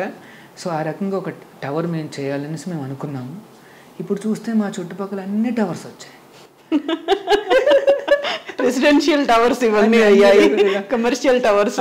ఆ టవర్స్లో మేము కనుక చిన్న దేవస్థానం ఏదైనా కట్టుండి ఉంటే అసలు అది కనిపించేదే కాదు. కృష్ణుడు అనుకున్నాడు అనమాట, అందరికీ టవర్స్ ఉంటే మరి కృష్ణుడికి కూడా టవర్ ఉండాలి కదా, కానీ కృష్ణుడు చిన్న టవర్లో ఉండకూడదు, దేవుడు పెద్ద టవర్లో ఉండాలని చెప్పి అక్కడ చాలా అతిపెద్ద ఒక 430 feet, అది 432 feet అన్నమాట. అంత ఆ ఫీట్లో ఉండే విధంగా ఈ దేవస్థానం కట్టబోతున్నాం. అక్కడ శ్రీకృష్ణుడిని ప్రతిష్ఠించి హెరిటేజ్ టవర్ గురించి ఒక చిన్న వాక్యం చెప్తాను. ఒక 4 క్షేత్రాలని మేము అక్కడ నిర్మించబోతున్నాం అన్నమాట. మన తిరుమల తిరుపతి ఇన్స్పిరేషన్తో నా చిన్నప్పటి నుండి కొలిచిన దేవుడు ఆ శ్రీనివాసుని అక్కడ, తిరుమల శ్రీనివాసుడు. అంతేకాకుండా బృందావనం రాధాకృష్ణులు, అయోధ్య సీతారామ లక్ష్మణ హనుమంతుడు, అలాగే మాయాపురం అని ఉంటుంది వెస్ట్ బెంగాల్లో, అక్కడ నుండి గౌర చైతన్య మహాప్రభులు వారు గౌర నితాయలు అంటారన్నమాట. వారిని ఇలాగ 4 క్షేత్రాలను అక్కడ మేము ప్రతిష్ఠించబోతున్నాం అన్నమాట. అంతేకాదు ఒక ఫ్యామిలీ వస్తే ఒక 2 గంటల పాటు అక్కడ చక్కగా దర్శనాలు చేసుకోవచ్చు. ఎన్నో రకాలుగా ఫెసిలిటీస్ ఉంటాయి. పిల్లల్ని ఎంటర్టైన్ చేయడానికి, పెద్దల్ని కాస్త చూసుకొని వాళ్ళు నేర్చుకోవడానికి, తర్వాత గార్డెన్స్ ఉంటాయి, వాటర్ ఫాల్స్ ఉంటాయి, మల్టీప్లెక్స్ థియేటర్స్ ఉంటాయి, రామాయణం మహాభారతాన్ని చక్కగా చూడొచ్చు వాళ్ళు. అట్లాంటి అన్నీ కూడా ఏర్పాటు చేస్తున్నాం అన్నమాట. ఇప్పుడు ఒక డౌట్, మీరు అంత పెద్ద హెరిటేజ్ టవర్ని కడుతున్నారు, 432 అడుగులు అంటే 100 కోట్లు అవుతుంది, ఖచ్చితంగా అవుతుంది. ఇక్కడేమో మీరు మానవ సేవ మాధవ సేవ అంటూ 5 రూపాయలకే భోజనాన్ని అందిస్తున్నారు. అక్షయ పాత్ర ద్వారా హాస్పిటల్స్, స్కూల్స్, ప్రతి చోటికి ఫుడ్ వెళ్తోంది. ఇవన్నీ మీరు చేస్తున్నప్పుడు అన్ని 100 కోట్లని ఒక హెరిటేజ్ టవర్ అంటూ దివ్యక్షేత్రాలు ఇన్ని పెట్టాల్సినటువంటి అవసరం ఉందా? మళ్ళీ అంత డబ్బు మీ దగ్గర ఎక్కడుంది? యూజువల్ గానే మనం స్వామినారాయణ అనగానే చాలా రిచెస్ట్ టెంపుల్స్ అనేవి కనిపిస్తాయి. అలా ఇస్కాన్ దగ్గర కూడా 100 కోట్ల డబ్బులు ఉన్నాయి, వాడికి డబ్బుకి కొదవలేదు అనే మాట, అది చూపించడానికైనా టవర్ అనేది వినిపించింది కదా. మీరు దీన్ని ఎప్పుడైతే ప్రారంభిస్తున్నారో, ఎప్పుడైతే శంకుస్థాపన జరిగిందో ఆ కాలంలో అనిపించింది కదా, ఈ మాటలు విన్నారు కదా మీరు కూడా. ఇస్కాన్ దగ్గర అంటే వీళ్ళ దగ్గర చాలా పెద్ద డబ్బులు ఉంటాయనేసి నేను చెప్పాను కదా, మేము ఎట్లా మొదలు పెట్టాము మా జర్నీ ఇక్కడ అనేసి. 6 నెలలు రెంట్ తీసుకుంటూ రెంటెడ్ బిల్డింగ్ను ప్రారంభించామన్నమాట. అంటే ఏ లొకేషన్లో వాళ్ళు ఆ లొకేషన్లోనే ప్రచారం చేస్తూ అలా గుడ్ విల్ సంపాదించి సమాజానికి సేవలు అందించి భక్తులు ముందుకొస్తే ఆ భక్తుల సహకారంతోనే మేము ఆ దేవస్థానాలు కడతాం అన్నమాట. మరి అంత పెద్దది ఎందుకు అనుకున్నారు అంటే, ఎందుకంటే మన హైదరాబాద్ సిటీ అంత పెద్దది కనుక. అంత పెద్ద సిటీలో భగవంతునికి అంత పెద్ద దేవస్థానం ఉండాలి అన్న ఆలోచనతో మేము ప్రారంభించాం. భగవంతుడి అనుగ్రహంతో చాలామంది భక్తులు ముందుకు వస్తున్నారు. ఇప్పుడు ఆ దేవస్థానం కూడా నిర్మాణం కాస్త వేగంగానే నడుస్తుంది, ఘనంగా కూడా జరుగుతుంది. సో మా దగ్గర డబ్బులు లేవు, తర్వాత మాకు ఇండివిజువల్గా కూడా ఏం డబ్బులు ఉండవు. పర్సనల్గా మాకు ఎటువంటి అకౌంట్స్ కానీ డబ్బులు కానీ ఉండవన్నమాట. కానీ కృష్ణుడు, నారాయణుడు అంటే లక్ష్మీదేవి అందరూ మాతో పాటే ఉన్నారు. సో భగవంతుడి అనుగ్రహంతో ఆయన ఇన్స్పైర్ చేస్తున్నాడు భక్తుల్ని. చాలామంది భక్తులు ముందుకొచ్చి వారు కూడా సహాయం చేస్తున్నారు అన్నమాట. సో ఆ రకంగా అందరూ ముందుకు వస్తే మేము త్వరగా దాన్ని తయారు చేస్తే, చూడండి ఇక్కడ చిన్న దేవస్థానం నుండి ఎన్ని రకాలుగా సమాజ సేవలు అందించగలిగాం. ఒకవేళ పెద్ద దేవస్థానం చేస్తే దిస్ విల్ బి 10 times. ఇప్పుడు ఏదైతే మాకు లిమిటేషన్స్ ఉన్నాయో, స్పేస్ కావచ్చు, రిసోర్సెస్ కావచ్చు, మ్యాన్ పవర్ కావచ్చు, అదన్నీ కావచ్చు, అంత పెద్ద దేవస్థానానికి అయితే అవన్నీ కూడా 10 times మల్టిప్లై అవుతాయి అన్నమాట. Our resources will multiply. అప్పుడు మేము ఏం చేస్తామంటే సమాజానికి ఇంకా బాగా సేవలు అందించవచ్చు అన్నమాట. ఇప్పుడు ఏదైతే 2 లక్షలు 3 లక్షలు అట్లాగా మేము మీల్స్ అనేవి సప్లై చేస్తున్నామో, అప్పుడు మేబీ 10 లక్షలు 15 లక్షలు మేము సప్లై చేయొచ్చు అన్నమాట. సో ఒక రకంగా చెప్పాలి అంటే మాలో కూడా ఒక ఆధ్యాత్మికమైన గ్రీడ్ అనేది ఉంది మాట. ఇంకా చెయ్యాలి అని ఆ కోరిక అసలు తీరట్లేదా? ఇంకా ఇంకా ఇంకా ఇంకా అనేది ఉందా? మాకేం రాదు, ఇంతకు మించి ఇంకేదో ఉంది చెయ్యాలి అనే ఒక తపనమాట. ఈ తపన ఎక్కడి నుండి వచ్చిందంటే సాక్షాత్తు మా గురువుల దగ్గర నుండి. ఆయనలో ఆ తపన ఉందన్నమాట. ఆ విశ్వగురువులైన ప్రభుపాదుల వారు ఆ తపనను మాకు అందరికీ ఒక రకంగా చెప్పాలంటే అందించారు. మా సంప్రదాయంలో ఉండే ఒక విశేషమైన విషయం ఏంటంటే ఇదేమాట, ఆ తపనని మాకు ఆయన అందించారన్నమాట. సో అందుకని ఎవరైతే ఆయన పుస్తకాలు చదువుతారో, ఆయన దగ్గర ఆశ్రయం తీసుకుంటారో, వారిలో అందరిలోనే ఈ తపన వస్తుందన్నమాట. అంటే భగవంతుడికి, కృష్ణుడికి ఏదో ఒకటి చేయాలి అనేసి ఒక తపన అన్నమాట. సాధారణంగా ఇప్పుడు మనం కూడర్లలో కనిపించినప్పుడు ఇంత చేస్తోంది ఇస్కాన్, అటు విద్యాదానం చేస్తోంది, ఇటువైపు అన్నదానం చేస్తోంది, మిగతా సేవా కార్యక్రమాలు ఇవన్నీ చేస్తూ కృష్ణతత్వాన్ని విశ్వవ్యాప్తం చేయాలని ఇంత చేస్తూ ఉన్నప్పుడు, ఇక్కడే కూర్చొని మీరు ఇంత బోధనలు ప్రవచనాలు ఇన్ని చేసినప్పటికి కూడా మనకి జంక్షన్స్ ఉంటాయి. అక్కడ ఇస్కాన్ తరఫున వాలంటీర్స్ భగవద్గీతను పట్టుకొని ఆ టైంలో అక్కడ వాళ్ళని చూడడము అనేది ఒక్కసారి అవునా అవసరమా ఇది అనేది అనిపిస్తుంది. మిగతా వాళ్ళు ఎవరైనా ఇంకేదైనా కమోడిటీస్ తీసుకొని వచ్చారు అనుకుంటే వాళ్ళలాగా భగవద్గీతను కూడా ఆ సమయంలో అక్కడ తీసుకొని రావడం ఎందుకు? అది నాకు చూడగానే ఒక రకంగా అనిపించేది. అంటే మనం అక్కడ ట్రాఫిక్ పడింది, సిగ్నల్ పడింది, మనం కాసేపు ఆగాము, ఎవరో ఇంకేదో ఐటమ్స్ తీసుకొని వస్తారు, భగవద్గీతను కూడా అలా పట్టుకొస్తున్నారే ఎందుకలా అనేది ఒకటి అనిపిస్తుంది కదా. ఏంటి దాని వెనకాల? అంటే సమాజపరంగా వచ్చే ఈ మార్పులను మేము గమనిస్తూ ఉంటాం. ఇప్పుడేంటి సమాజంలో అందరూ కూడా చాలా వాళ్ళ లైఫ్ స్టైల్ అనేది చాలా వేగవంతమైంది. Face is more. అందరూ ఉరుకులు పరుగులతో వెళ్తుంటారు అన్నమాట. ఒకవేళ ఇంట్లో కలుద్దాము అంటే వారి ఇంట్లో కూడా ఉండరు, అంత తేలిగ్గా లభించరన్నమాట. సో అందుకనే ముఖ్యంగా ఈ నవంబరు, డిసెంబరు, జనవరి ఈ సమయాలలో అంటే మొత్తం ప్రపంచం అంతా కూడా కొన్ని హాలిడేస్ ఉంటాయి. సో మేమేం చేస్తామంటే ఈ హాలిడేస్లో ఎంత వీలైతే అంతమందికి ఇట్లాంటి భగవద్గీత ఉంది అని మేము చెప్తామన్నమాట. సో మీరు చూసిన ఫినామినా ఇండియాలో ఒకటే కాదు, మొత్తం ప్రపంచంలో జరుగుతుంది ఇదంతా. అంటే అది ట్రాఫిక్ సిగ్నల్ కావచ్చు, లేకపోతే ఇంట్లో కావచ్చు, షాపింగ్ మాల్స్ కావచ్చు, ఆఫీసులో కావచ్చు. అంటే వాళ్ళ వేగవంతమైన ఆ లైఫ్లో కూడా వాళ్ళని ఒకసారి ఆపి, మీకు ఇలా భగవంతుడు ఉన్నాడు, భగవద్గీత ఉంది, జీవితంలో కొద్దిగా వీటి మీద కూడా కాస్త ఫోకస్ రావాలి, ఆధ్యాత్మికంగా కొంత సమయాన్ని మీరు వెచ్చించాలి అన్న ఒక పదాన్ని చెప్పగలిగితే వాళ్ళలో మార్పులు రావచ్చేమో. ప్రయత్నం అన్నమాట. ఒక పుస్తకం కనుక వాళ్ళ ఇంటికి చేరితే ఎవరో ఒకళ్ళు చదువుతారు కదా అన్న ఒక భావన. ఆ రకంగా ఈ డివోటీస్లో ఒక తపనమాట. ఇక్కడ మెయిన్ ఏంటంటే మేము ఆ పుస్తకం ఇస్తాము, కొంత డబ్బు కూడా తీసుకుంటాము, అది జస్ట్ ఆ ప్రింటింగ్ కాస్ట్లకి రికవరీ కోసం అంతే. అది తీసుకుని ఇంకొక పుస్తకం ప్రింట్ చేసి ఇంకొకరికి ఇవ్వచ్చు. దిస్ ఈజ్ అ చైన్ అన్నమాట. అట్లా నడుస్తూ ఉంటుంది బండి, ఆ సర్కిల్ అలా కొనసాగుతూ ఉంటుంది అన్నమాట. సో ఆ రకంగా ఈ పుస్తకాలు అనేవి ఇప్పటికీ మేము చూస్తే ప్రభుపాదులు రాసిన భగవద్గీత అనుబంధిత పుస్తకాలన్నీ చూస్తే 50 కోట్లకు పైగా మొత్తం ప్రపంచంలో మేము ఇచ్చామన్నమాట అంతమందికి. 50 కోట్లకు పైగా అంటే అన్ని ఫ్యామిలీసు అన్ని చేతుల్లో ఉన్నాయన్నమాట ఆ పుస్తకాలు. ఏదో ఒక రోజున చదువుతారు. జీవితంలో కొద్దిగా ఆటుపోట్లు వచ్చినప్పుడు, లేకపోతే సంతోషం వచ్చినప్పుడు, ఎప్పుడైనా సమయం ఉన్నప్పుడు, ఖాళీగా ఉన్నప్పుడు, వృద్ధాప్యమో లేకపోతే డిసీజో వాటెవర్ ఆ పుస్తకం కనిపిస్తే ఓకే ఏదోటి ఓపెన్ చేసి చూద్దామన్న భావన వస్తుంది కదా. అది ఆ రకంగా నన్ను చదివితే అట్లీస్ట్ ఒక 2-3 సెంటెన్సెస్ అన్న లోనకి వెళ్తే వాళ్ళల్లో కాస్త ఆ భక్తి, ఆ భావన, ఆ దేవుడు అన్న చింతన వస్తుందని చెప్పి స్ఫూర్తి ప్రేరణ కలిగించడానికి మీరు ఈ ఇస్కాన్లోకి ఎంటర్ అయ్యి ఈ బ్రహ్మచర్య దీక్ష తీసుకొని ఇప్పటికి 28 ఏళ్ళు అవుతోంది.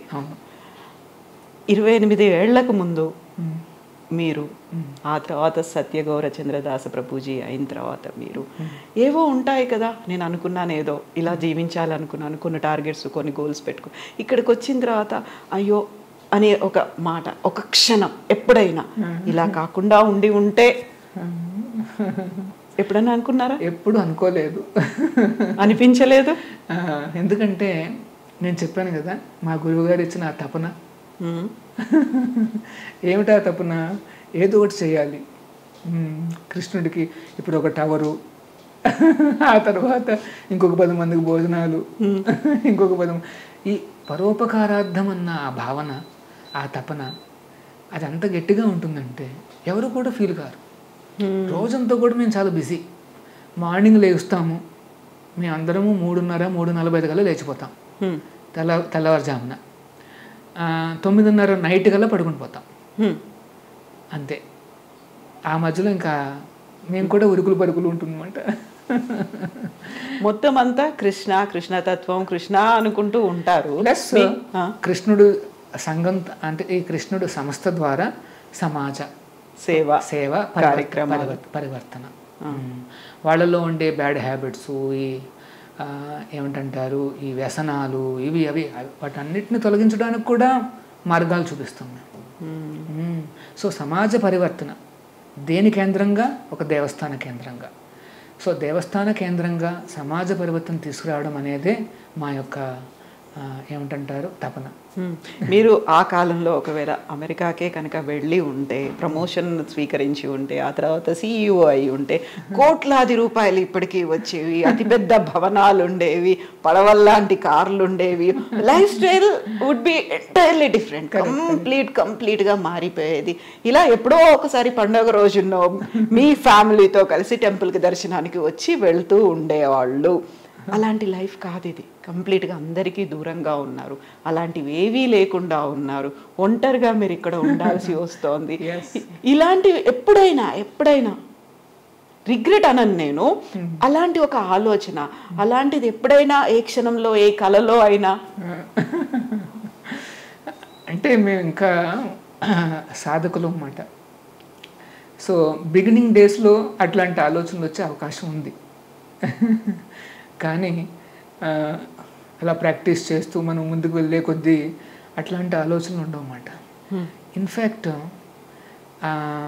అట్లాంటి లైఫ్ స్టైల్ చూసినప్పుడల్లా మాకు అనిపిస్తుంది అన్నమాట, వాళ్ళకు కూడా కృష్ణుని ఏ రకంగా చేర్చాలని ఇక్కడికి తీసుకొచ్చేసేటువంటి ఒక మార్గం.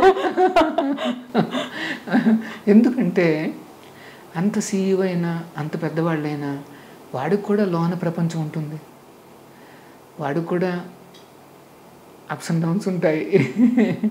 మరి వాడికి కూడా ఏమైనా భగవద్గీత ఇవ్వగలిగితే వాడి జీవితంలో కూడా కొన్ని మార్పులు వస్తాయి కదా. రీసెంట్గా అంటే ఇప్పుడు ఈ గవర్నమెంట్ కాదు, ఇంతకుముందు గవర్నమెంట్ టైంలో ఇలాన్ మస్క్ నెంబర్ 1 బిలియనీరు, ఆయన ఒక ట్విట్టర్ పెట్టాడు. ఆయనే పర్సనల్గా మెసేజ్ పెట్టాడు. ఆ తర్వాత ట్విట్టర్ని కొనేసాడు, అది వేరే విషయం. ఆ ట్విట్టర్ని పెట్టి ఏం పెట్టాడంటే, నేను ప్రతిరోజు కూడా డిప్రెషన్ కోసం ట్యాబ్లెట్ తీసుకుంటున్నాను అని పెట్టాడు మెసేజ్. యాక్చువల్గా డిప్రెషన్ వస్తే అప్పుడప్పుడు కొంతమంది ఇలా అడ్వైస్ చేస్తారన్నమాట, మెసేజ్ పెట్టండి అని మెసేజ్.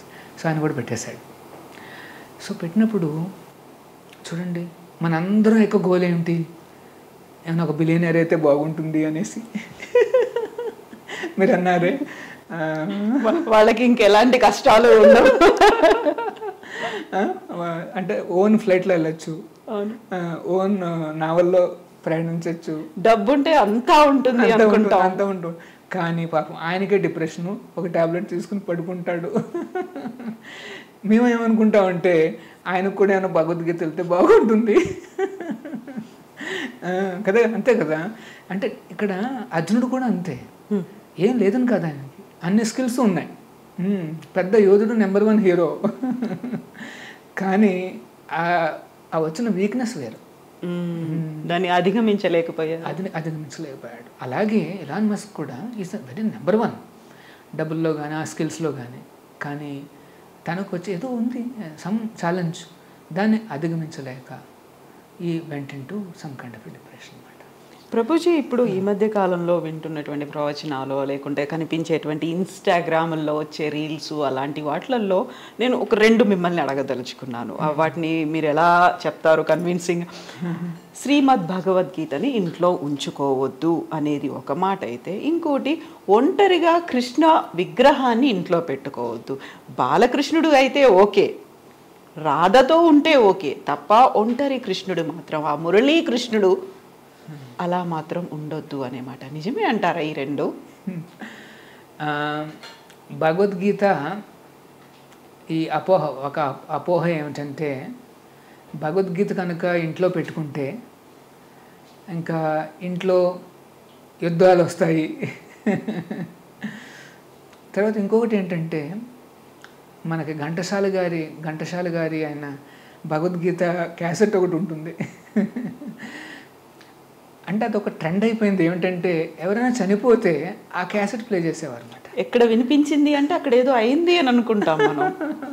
ఆ రకంగా ఒక ట్రెండ్ వచ్చేసింది అనమాట. ఈ 2 కూడా పెద్ద అపోహలు అన్నమాట, చాలా పెద్ద అపోహలు. భగవద్గీతలో చివరి శ్లోకం చూస్తే, యత్ర యోగేశ్వర కృష్ణ యత్ర పార్థ ధనుద్ధర తత్ర విజయ అన్నాడు కృష్ణుడు.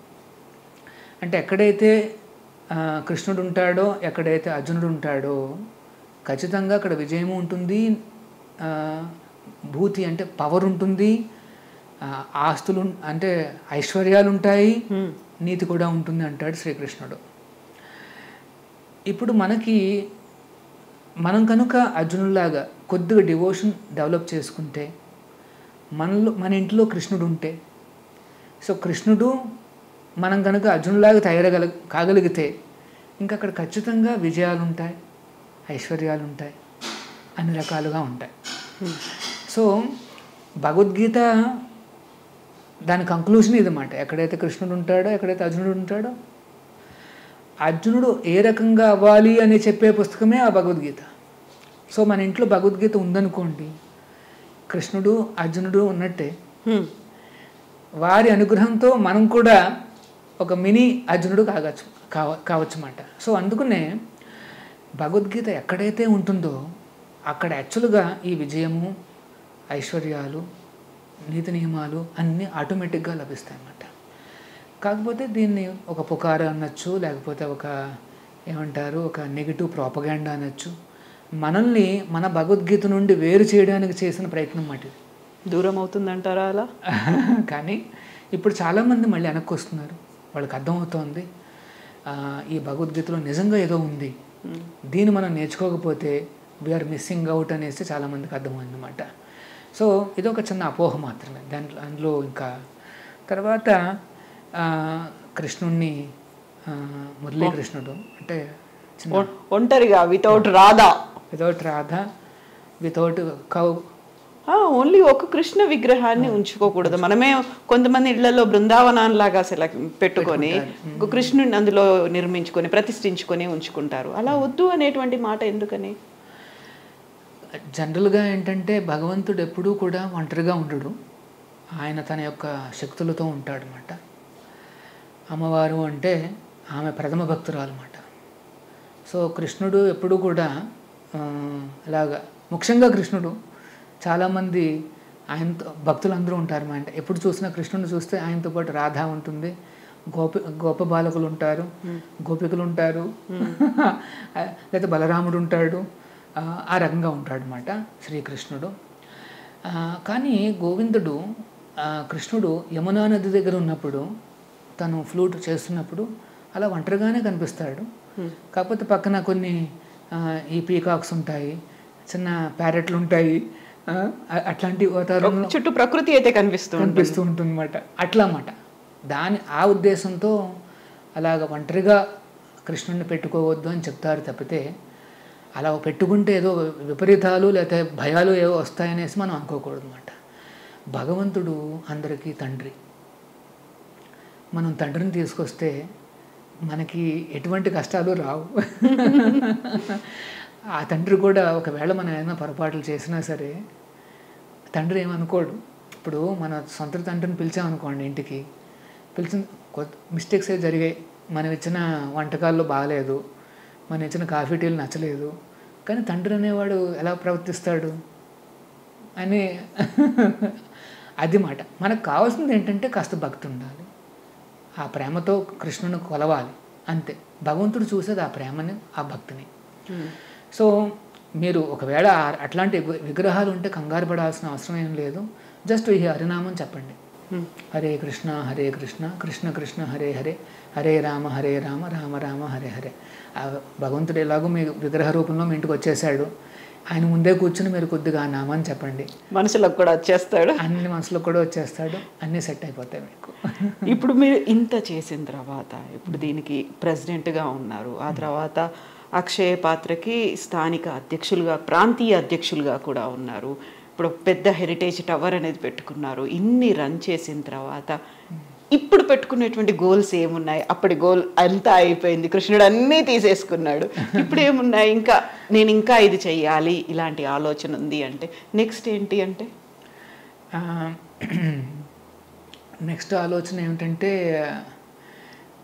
మేము కొద్దిగా ఏమంటారు, ఈ ఒక రకమైన ఆ విలేజ్ వాతావరణం అందరికి ఇద్దామని, ఒక బృందావనం లాంటి ఒక బృందావనాన్ని తీసుకొద్దామనేసి ఆలోచన. అది మేము వెతుకుతున్నాం. భగవంతుడు శ్రీకృష్ణుడు ఎక్కడ అనేసి మాకు ఆ డైరెక్షన్ ఇస్తే అది దానికోసం వెతుకుతున్నాం అన్నమాట.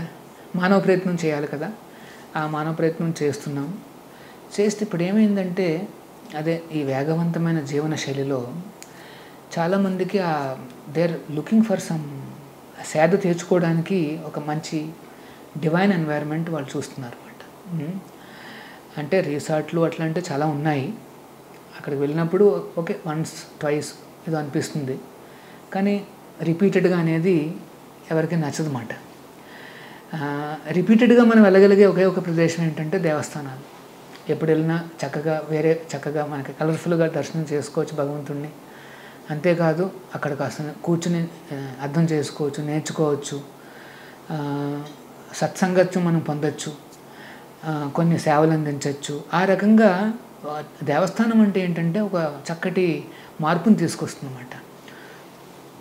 సో మేమేమనుకుంటున్నాం అంటే అట్లాంటి ఒక బృందావనం లాంటిది కనుక వాతావరణం కనుక ఇవ్వగలిగితే మేబీ 1.5 hours 2 hours ఆ రేంజ్లో. ఎందుకంటే మనకు డ్రైవింగ్ కూడా చేయడం ఇష్టమే చాలామందికి. వాళ్ళు సిటీ నుండి బయటకు వచ్చారని అనుకుంటుంటారు, కాకుంటే చుట్టూ చూస్తే కాంక్రీట్ జంగిల్ లాగా కనిపిస్తుంది. అలాంటి ఒక బృందావనాన్ని వెతుక్కుంటూ వెళ్ళాలి. వాళ్ళు కనుక ఆ రకంగా రాగలిగితే 1 or 2 nights కూడా they can spend their time divine ఎన్వైర్న్మెంట్లో. They can spend their time, they can learn some yoga system, meditations అన్నీ నేర్చుకోవచ్చు. ఇట్లాంటి డే టు డే లైఫ్లో వచ్చే ఛాలెంజెస్ని ఎట్లా ఎదుర్కోవాలి, ఇట్స్ అన్ ఎడ్యుకేటివ్ ప్రోగ్రామ్ అన్నమాట. వీ వాంట్ టు అంటే అట్లాంటిది ఏమన్నా సాధ్యం అవుతుందా అని చూస్తున్నాం అన్నమాట. So that will be my next target అన్నమాట. ఎస్, భగవంతుడి అనుగ్రహం ఉంటే మేబీ నెక్స్ట్ ఇంటర్వ్యూలో that can be that's what Prabhuji, నేను ఇప్పుడు అదే చెప్పబోతున్నాను. మనం కృష్ణుడి గురించి మాట్లాడుకుంటే ఎంత మాట్లాడుకున్నా అది చాలా తక్కువే, ఇంకా చాలా చాలా మిగిలే ఉన్నాయి అనిపిస్తుంది. మనం గీతం చదివితే ప్రతిసారి ఎందుకని చదవాలి అనిపిస్తుంది అంటే ఇంకా ఏదో మిగిలింది అనే ఒక ఫీల్ ఉంటుంది. మీతో మాట్లాడుతున్నప్పటికీ నేను చాలా టైం తీసుకున్నాను, అది నాకు తెలుసు, కాకపోతే ఇంకా ఇంకా ఉన్నాయి అనే భావన నాకు కూడా ఉంది. బట్ మీరు చెప్పినట్టుగా ఇంకొక ఇంటర్వ్యూలో మరిన్ని విషయాలు కూడా మాట్లాడుకోవాల్సినటువంటి అవసరం ఉంది. చాలా విషయాలు ఉన్నాయి మాట్లాడుకోవడానికి. వాటన్నిటికీ మళ్ళీ మీరు మాకు ఒకసారి సమయం ఇవ్వండి. సో ప్రభుజీ, ఇప్పుడు అక్షయ పాత్ర వారికి భోజనాన్ని అందిస్తోంది, దీంతో పాటుగా విద్యని అందించే కార్యక్రమాలు, సేవా కార్యక్రమాలు ఇవన్నీ చేస్తూనే ఈ ఐక్య విద్య కాన్సెప్ట్ ఏంటి అసలు? యాక్చువల్గా మేము ఒక ఫినామినా చూసాము, ముఖ్యంగా విలేజెస్లో ఇది చూసామన్నమాట, గమనించాము. ఏంటంటే అది స్కూల్ అయిన తర్వాత పిల్లలందరూ కూడా తెలుసు కదా, ఆ మొబైల్ అడిక్షన్ అనేది బాగా పెరిగిపోతుంది. వాళ్ళు హోంవర్క్స్ కూడా చేసుకోకుండా ఆ మొబైల్స్లో చూసుకుంటూ కాలం గడిపేస్తుంటారు అన్నమాట పిల్లలందరూ కూడా. ఒకవేళ తల్లిదండ్రులు ఏమన్నా కనుక్కోవాలి అనుకుంటే వాళ్ళకి అంత అవగాహన ఉండదు. వాళ్ళు అడుగుతుంటారు అన్నమాట పిల్లల్ని, ఏంటి ఏం చూస్తున్నావు, నువ్వు చదువుకోవచ్చు కదా, హోంవర్క్లు చేసుకోవచ్చు కదా అనేసి. పిల్లలు ఏమంటారంటే మేము చదువుకుంటున్నాం, ఇది చాలా ఇంపార్టెంట్ మాకు అంటారు. అప్పుడు చాలామందికి అర్థం కాకపోవచ్చు. ఒకవేళ ఇంగ్లీష్లో ఏమన్నా ఉంటే కొంతమందికి అర్థం కాకపోవచ్చు. సో అట్లా మేము గమనించామన్నమాట. గమనించి అక్కడ మేమేం చేసామంటే ఒక 2 విలేజెస్లో ఒక చిన్న ట్రయల్గా మేము చేసాం, ఒక చిన్న ప్రోగ్రామ్ చేసాం. ఏమిటంటే ఒక 1 అవర్ పాటు ఒక టీచర్ నియమించాం. ఆ టీచరు 1 అవర్ పాటు హోంవర్క్లు చేయిస్తారు అన్నమాట. అక్కడ దగ్గరలో ఉండే పిల్లలందరూ వస్తారు, ఒక 30-40 మంది. వాళ్ళు హోంవర్క్ నేర్చుకుంటారు. తర్వాత ఇంకొక 1 అవరు కొన్ని మన ఈ భగవద్గీత స్టోరీస్ చెప్తారు, వాళ్ళలో కొద్దిగా వాల్యూస్ నేర్పించి తర్వాత ఒక డిన్నర్ కూడా మేము ఏర్పాటు చేసాం. సో పిల్లలందరూ డిన్నర్ తీసుకుని వాళ్ళ ఇంటికి వెళ్ళిపోతారు అన్నమాట. అట్లాంటి ప్రోగ్రామ్ని మేము మొదలుపెట్టాం, ఒక 2 విలేజ్లో చూసామన్నమాట. చూస్తే పిల్లల్లో చాలా చక్కటి మార్పులు వచ్చాయి. వాళ్ళు ఇప్పుడు రెగ్యులర్గా హోంవర్క్లు చేసుకుంటున్నారు. వాళ్ళ అటెండెన్స్ స్కూల్లో బాగా పెరిగింది. ఎగ్జామ్స్లో బాగా చేస్తున్నారు. ప్లస్ కొన్ని వాల్యూస్ కూడా మేము ఇస్తున్నాం. పెద్దల్ని గౌరవించడం, టీచర్ని గౌరవించడం, కాస్త ఎగ్జామ్కి టైంకి వెళ్ళడం, టైమ్లీనెస్, శుభ్రత, అట్లాంటి వాల్యూస్ అంటే స్టోరీల ద్వారా కొన్ని స్టోరీలు చెప్పి దాని ద్వారా ఈ వాల్యూస్ ఇస్తుంటాం అన్నమాట. అవన్నీ ఇవ్వడం. మెయిన్ ఇంపార్టెంట్ ఏంటంటే కొంతమందికి తినడానికి కూడా ఏమైనా కాస్త ఇబ్బందిగా ఉన్నా సరే మేము ఆ డిన్నర్ కూడా ఇస్తున్నాం అన్నమాట. అది చాలా బాగా అది ఏమంటారు కొద్దిగా అది సక్సెస్ అయింది. ప్రస్తుతం వీఆర్ దేర్ ఇన్ 108 విలేజెస్లో ఇది నడుస్తుంది అన్నమాట. ఆల్మోస్ట్ ఒక 2000 కిడ్స్ ఎన్రోల్ అయి ఉన్నారు ఈ ఈవినింగ్ ఈ ప్రోగ్రామ్స్కి అన్నమాట. అన్ని చోట్ల కూడా మేము ఉమెన్ టీచర్స్ని అపాయింట్ చేసాం. ఓకే. సో ఆ రకంగా అంటే ఆ కుటుంబాలకి అది చాలా పెద్దది ఆ అవకాశం. ఆ విలేజెస్లోనూ కొన్ని చోట్ల అయితే ట్రైబల్ ఏరియాస్లో ఆ టీచర్స్ చాలా ఆనందపడిపోయారు, ఎందుకంటే దే నెవర్ ఎక్స్పెక్టెడ్. వాళ్ళకి కొద్దిగా హానరోరియం ఇస్తున్నాం, అంటే వాళ్ళు ఏం ఫ్రీగా చేయట్లేదు. ఆ రకంగా ఉమెన్ ఎంపవర్మెంట్ కూడా వాళ్ళకి ఇస్తున్నాం అన్నమాట. అది జరుగుతోంది. ప్లస్ పిల్లల్లో మంచి చక్కటి ప్రవర్తన మారుతోంది. ప్లస్ వాళ్ళ హోంవర్క్లు, ఎడ్యుకేషన్ నడుస్తోంది. పోస్ట్ స్కూల్ ఎడ్యుకేషన్ అన్నమాట ఇది. ప్లస్ ఒక చక్కటి ఫుడ్ కూడా వాళ్ళకి లభిస్తుంది అన్నమాట. అది సో ఈ రకంగా ప్రోగ్రాం చేస్తున్నాము. దీనికి ఐక్య విద్య అని పేరు పెట్టాము. అంటే ఈ విద్యతో ఐక్యత వస్తుంది, ఒక యూనిటీ అనేది కనిపిస్తుంది పిల్లల్లో. వాళ్ళలో విభేదాలు ఏముందో అన్నమాట. ఆ రకమైన చక్కటి ప్రోగ్రాం ఇది. చాలామంది అప్రిషియేట్ చేస్తున్నారు. మాకు సపోర్ట్ వచ్చే కొద్దీ ఈ ప్రోగ్రామ్ని ఇంకా ముందుకు తీసుకెళ్దామని మేము కూడా ఆలోచిస్తున్నాం అన్నమాట. ఓకే ప్రభుజీ, మళ్ళీ కలుద్దాం, బోల్డని విషయాలు ఉన్నాయి మాట్లాడుకోవడానికి. హరే కృష్ణ. హరే కృష్ణ. హరే కృష్ణ. తవ్వండి, తవ్వుతూనే శివలింగం. సరే దాన్ని అట్లా కప్పేసేయండి, చూపించదండి. Krishna is there. మూర్తి పూజ కాదు, సాక్షాత్ బ్రజేంద్ర నందన భగవాన్ ఉన్నారు మూర్తిలో. ఏమీ ఆశించకుండా ఆరాధించే వాళ్ళు కూడా ఉన్నారా ప్రభుజీ? నిజమైన భక్తి అంటే మనకు తెలియదు కాబట్టి